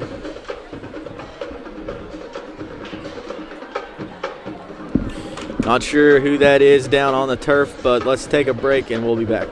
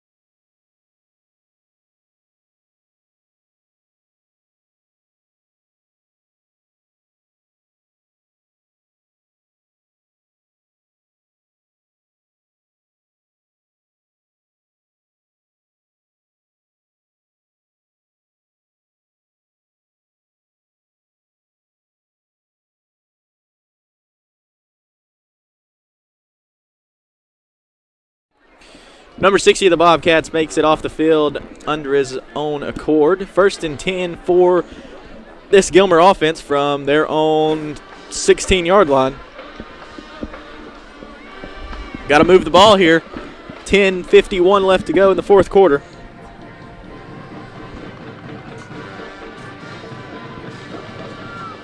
See if Coach Sinner had any tricks up his sleeve for this drive here. They got to go quick, like you said. Can't do what they've been doing. They got to move pretty quickly. They got a far way to go.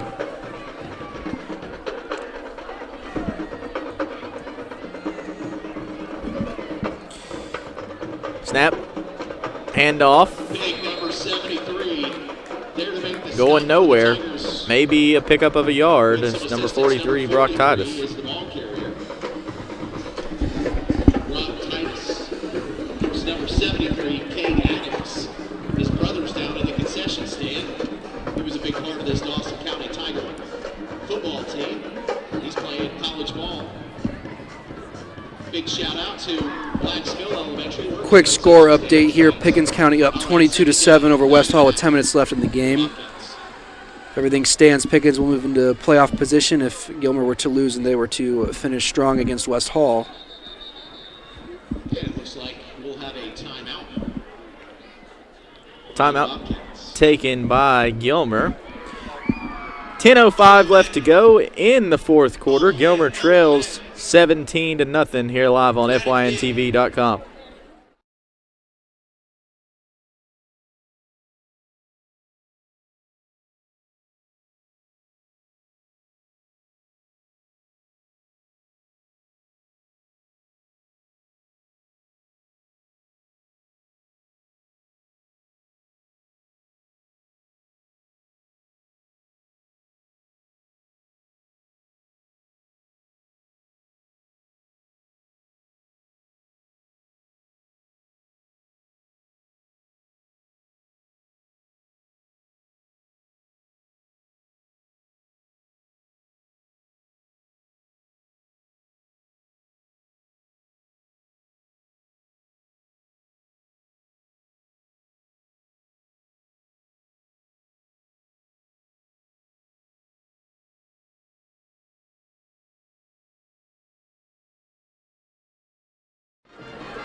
2nd and 9. Gilmer under center with Isaac Rellinger. Switching things up at the line of scrimmage. And there's a pretty good size hole for Titus. Bring up 3rd and 3. Number 18 on the tackle, Cruz Matheson. Matheson on the tackle for 3rd down, 3 to go Tigers. for the Bobcats. 9:46 left to play in the ball game. Stay warm, folks. Visit our concession stand. Grab yourself some hot coffee, nachos, pizza.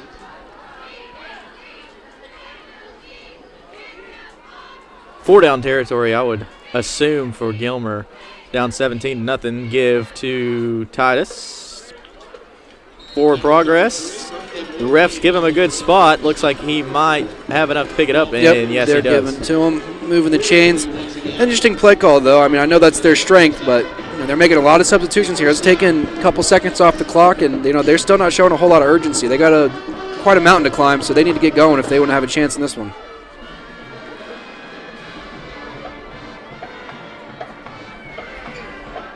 Give a shout out to our sponsors, Benji and Friends, B&M and North Georgia Metals, Days Chevrolet, Circuit World, Mattress Overstock, Country Financial, Domino's of Ellijay, Ingalls, Georgia Party and Rental, Truist Bank, Rellinger taken down, 72 for the Tigers. Oh, things getting really chippy there. Dawson needs to be careful not to take a penalty. But once again, we see Rellinger go down on a pass play. That offensive line has just struggled all night with this Dawson defensive line. That was Adams getting back there. Extracurriculars do not fly with Coach Sid Maxwell. We can see Will Kurtz getting an earful. Maxwell has every right. You want to make sure these kids are playing right, and even on the game, these penalties have been an issue for Dawson. Some discipline issues, but that will bring up a timeout. Timeout taken by Gilmer. Wow. They take 2 on this drive, and they've only picked up maybe 8 yards. So they'll face a 2nd and long when we come back.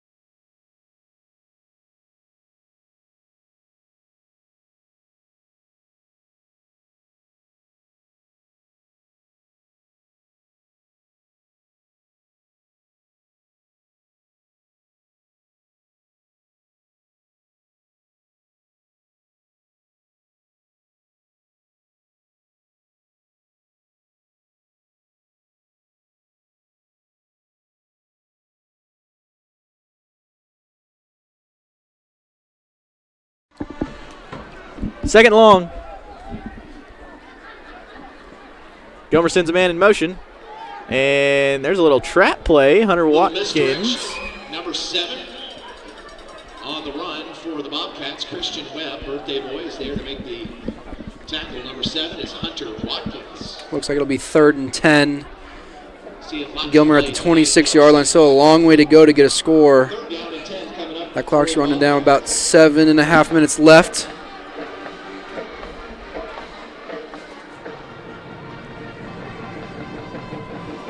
Still no signs of urgency there for the Bobcats offense. They've had receivers open all game. Let's see if they try to get one open here on this play.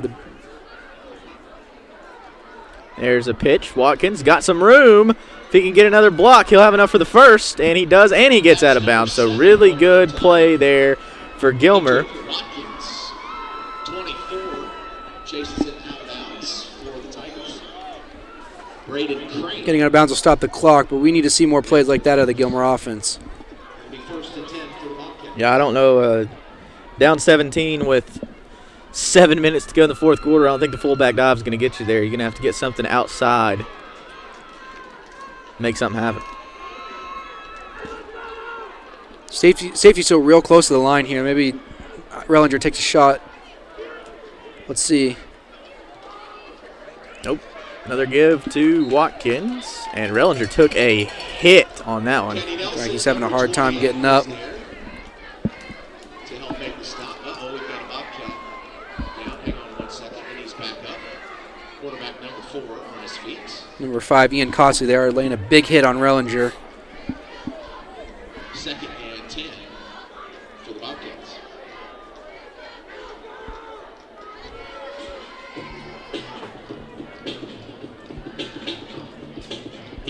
Cheer squad's working hard tonight to keep you fired up.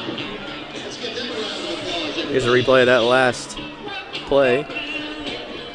Big pickup from Watkins. Gets around the left side enough for a Gilmer first down. Now they sit 2nd and 9. They send Watkins in motion again. He gives up the gut. Brock Titus. 3-yard pickup. Up to the 42-yard line. 26 is there on the tackle. Alex Stewart having a good night. 3rd down and 7 to go for the Bobcats. I mean, these huddles are taking a lot of seconds off the clock. I'm not sure if Gilmer knows, but that clock is running. They need to get going here.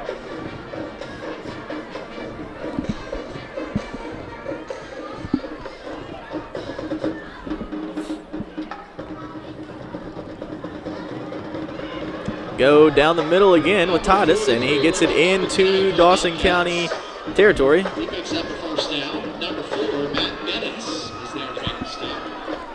Number 43 is Brock Titus. The 1st down for Gilmer. This is about the area where we saw Rellinger take that shot downfield. Let's see if he can do it again. Got a receiver out wide. And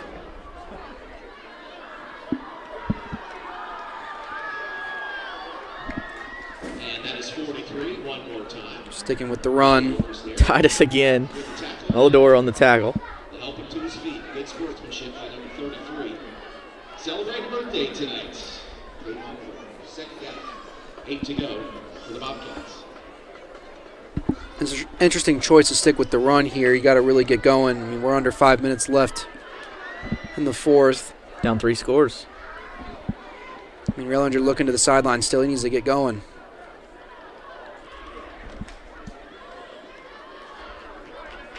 You guessed it, number 43. PA announcer says, you guessed it, number 43, Brock Titus on the carry. Brock Titus making it a 3rd and 3 yards to go for the Bobcats. Final 4 minutes and 14 seconds on the clock. Don't forget half price. Pickens added another touchdown here late. Want to reiterate that if Gilmer is to lose and Pickens to win, Pickens will move into playoff position and Gilmer will fall out into that 5th seed. And that is number 14 with the carry for the Bobcats. Picking up a 1st down is Mason Smith.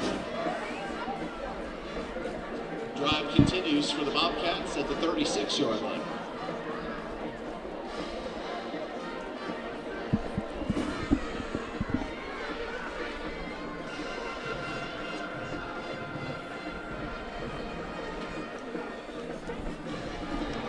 Gilmer finally on Dawson's side of the field here at the 36. Play clock winding down.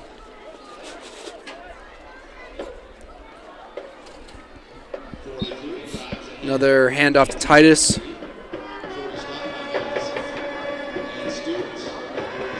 Nearing 3.5 left in the fourth. No urgency.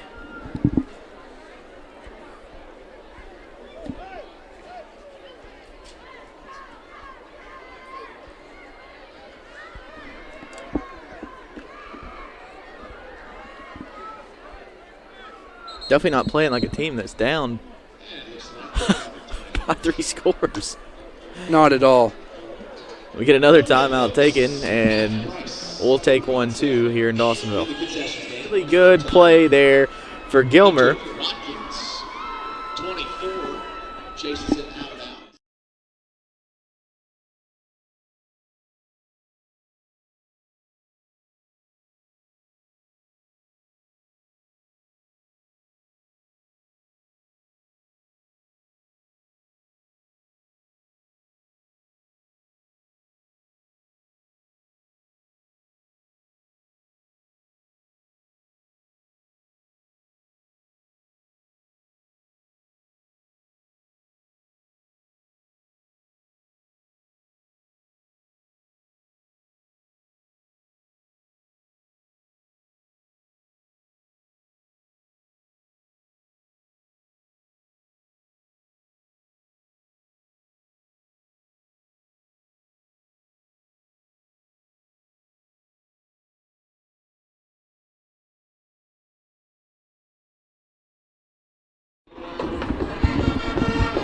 Second and 7 for the Bobcats.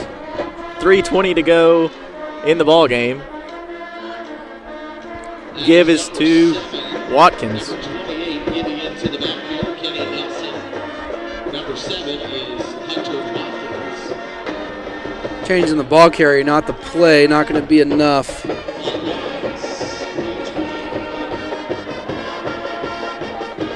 Got to take a shot at the end zone here. Clock winding down to 3 minutes left.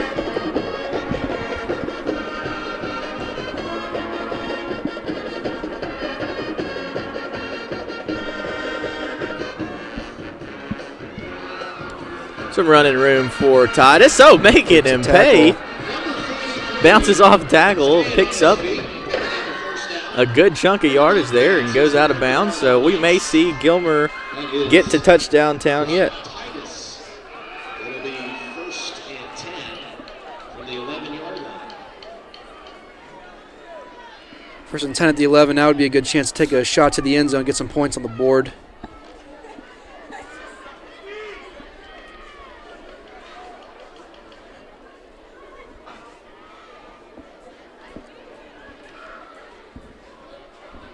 That's 43. One more time. Stepping.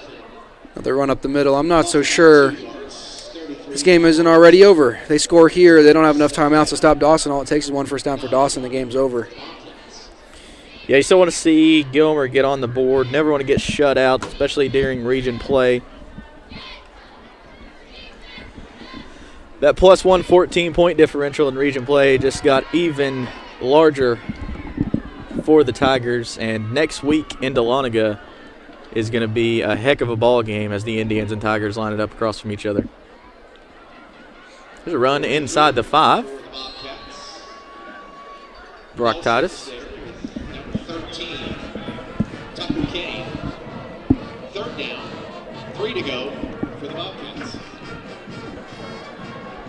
Offense has been a little slow today for the Tigers, but this has been a good game for them. You know, shutting down a pretty good offense. I'm sure Max will be pretty happy with his guys, especially on the defensive side tonight. It looks like we will have a timeout. So it looks like Maxwell's going to take a timeout, talk things over with his crew. We'll be right back.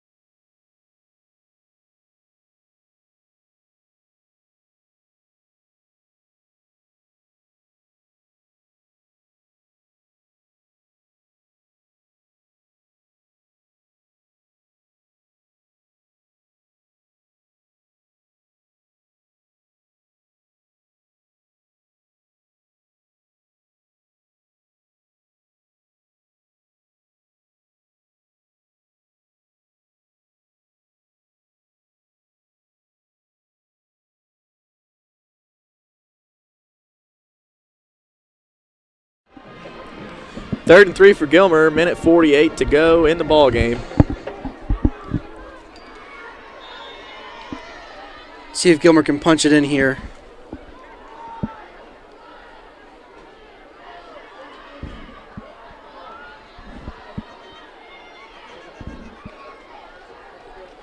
Rellinger on the keeper.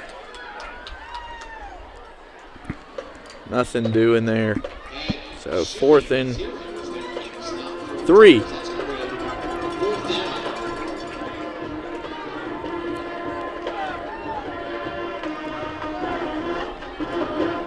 Maybe a little frustrating for Gilmer fans, hoping to see some points scored. Little to no urgency for this offense. And for all you college football fans out there, this is looking eerily similar to the Iowa Hawkeyes offensive style, and little yards gained and not a whole lot of scoring going on. We'll see if they can punch it in here. And yeah, but Ron, how different this game could be if Gilmer could have punched it in the end zone, as there's a toss to Watkins and he'll dance into the end zone. So 17-6 now with less than a minute to go in the game. But right now it'd be 17-14 if Gilmer's clock management was a little bit better to end the first half. That's true, yeah, absolutely. That's definitely going to be – Coach Standard's going to be kicking himself on that one, letting that slip away. And, a one-possession game under a minute's a lot better than, 2. Interesting formation here.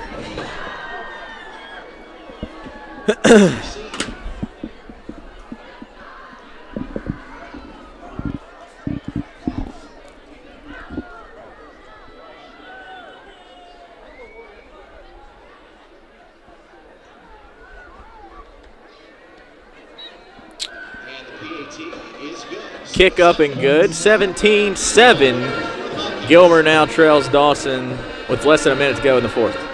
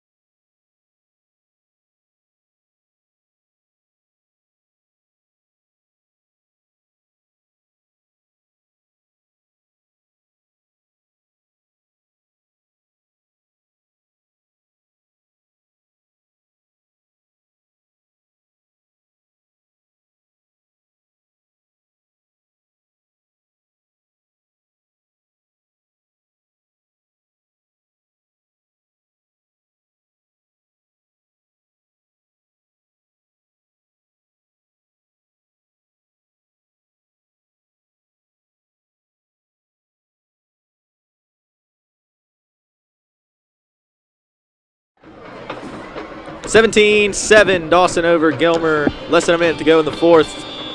Gilmer set to boot this one away, and surely we'll see some sort of onside kick or pooch kick to try to get the ball back. Kind of a last chance. Looks like that's what's going to happen.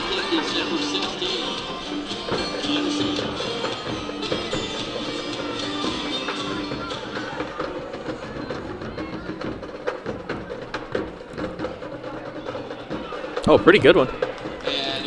Recovered by Dawson, though. That should do it for this one. Number 7 is there for the Tigers. Elijah Smith. We've mentioned it pretty much all game, but that poor clock management there at the end of the first half is really going to be the difference here.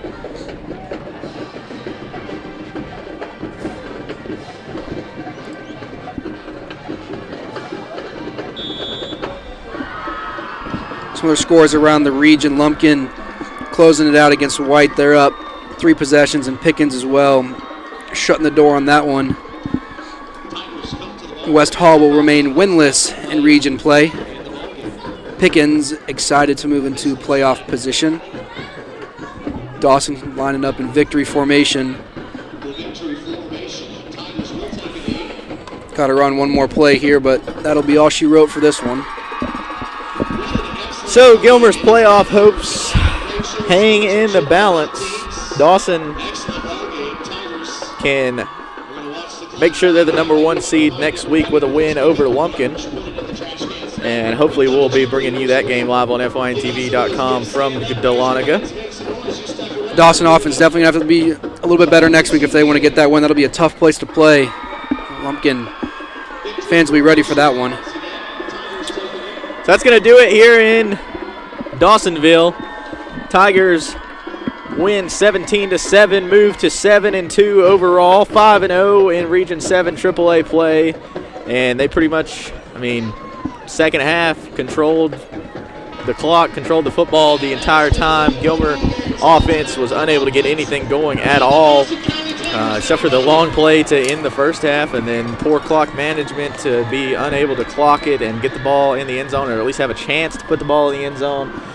Ryan, what are your takeaways from this one before we go? Really disappointed in the clock management for Gilmer. Like we mentioned, they had a chance to be in this one if they worked it out at the end of the first half there, but I think Maxwell's going to be pretty proud of his defense especially, and, like I said, the offenses get a little bit sharper for next week. Dawson, controlling their own destiny. A win next week gets them the region title, and, as for Gilmer, it's a tough loss for them. They need a lot to go their way if they want to sneak in with that 4 seed.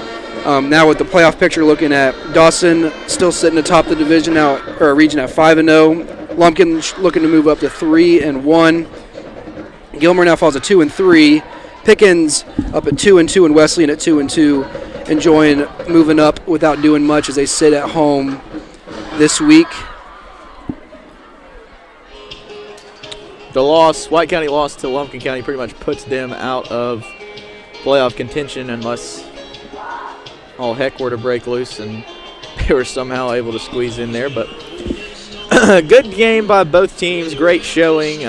Both offenses kind of never really got off the bus, but the Tigers and Sid Maxwell, I'm sure they will take this victory any day of the week. 7 AAA is a tough region to play in, and the Bobcats are no slouch as they have really improved this year, and they'll look to keep that going next week into the bye week, and then that last game on November 4th, last game of the season, we'll see what they've got in store for us then. But I want to thank everybody for joining us. This has been a Team FYN Sports production live on fyntv.com. For Ryan Cobbett, this is Jake West. That's going to do it.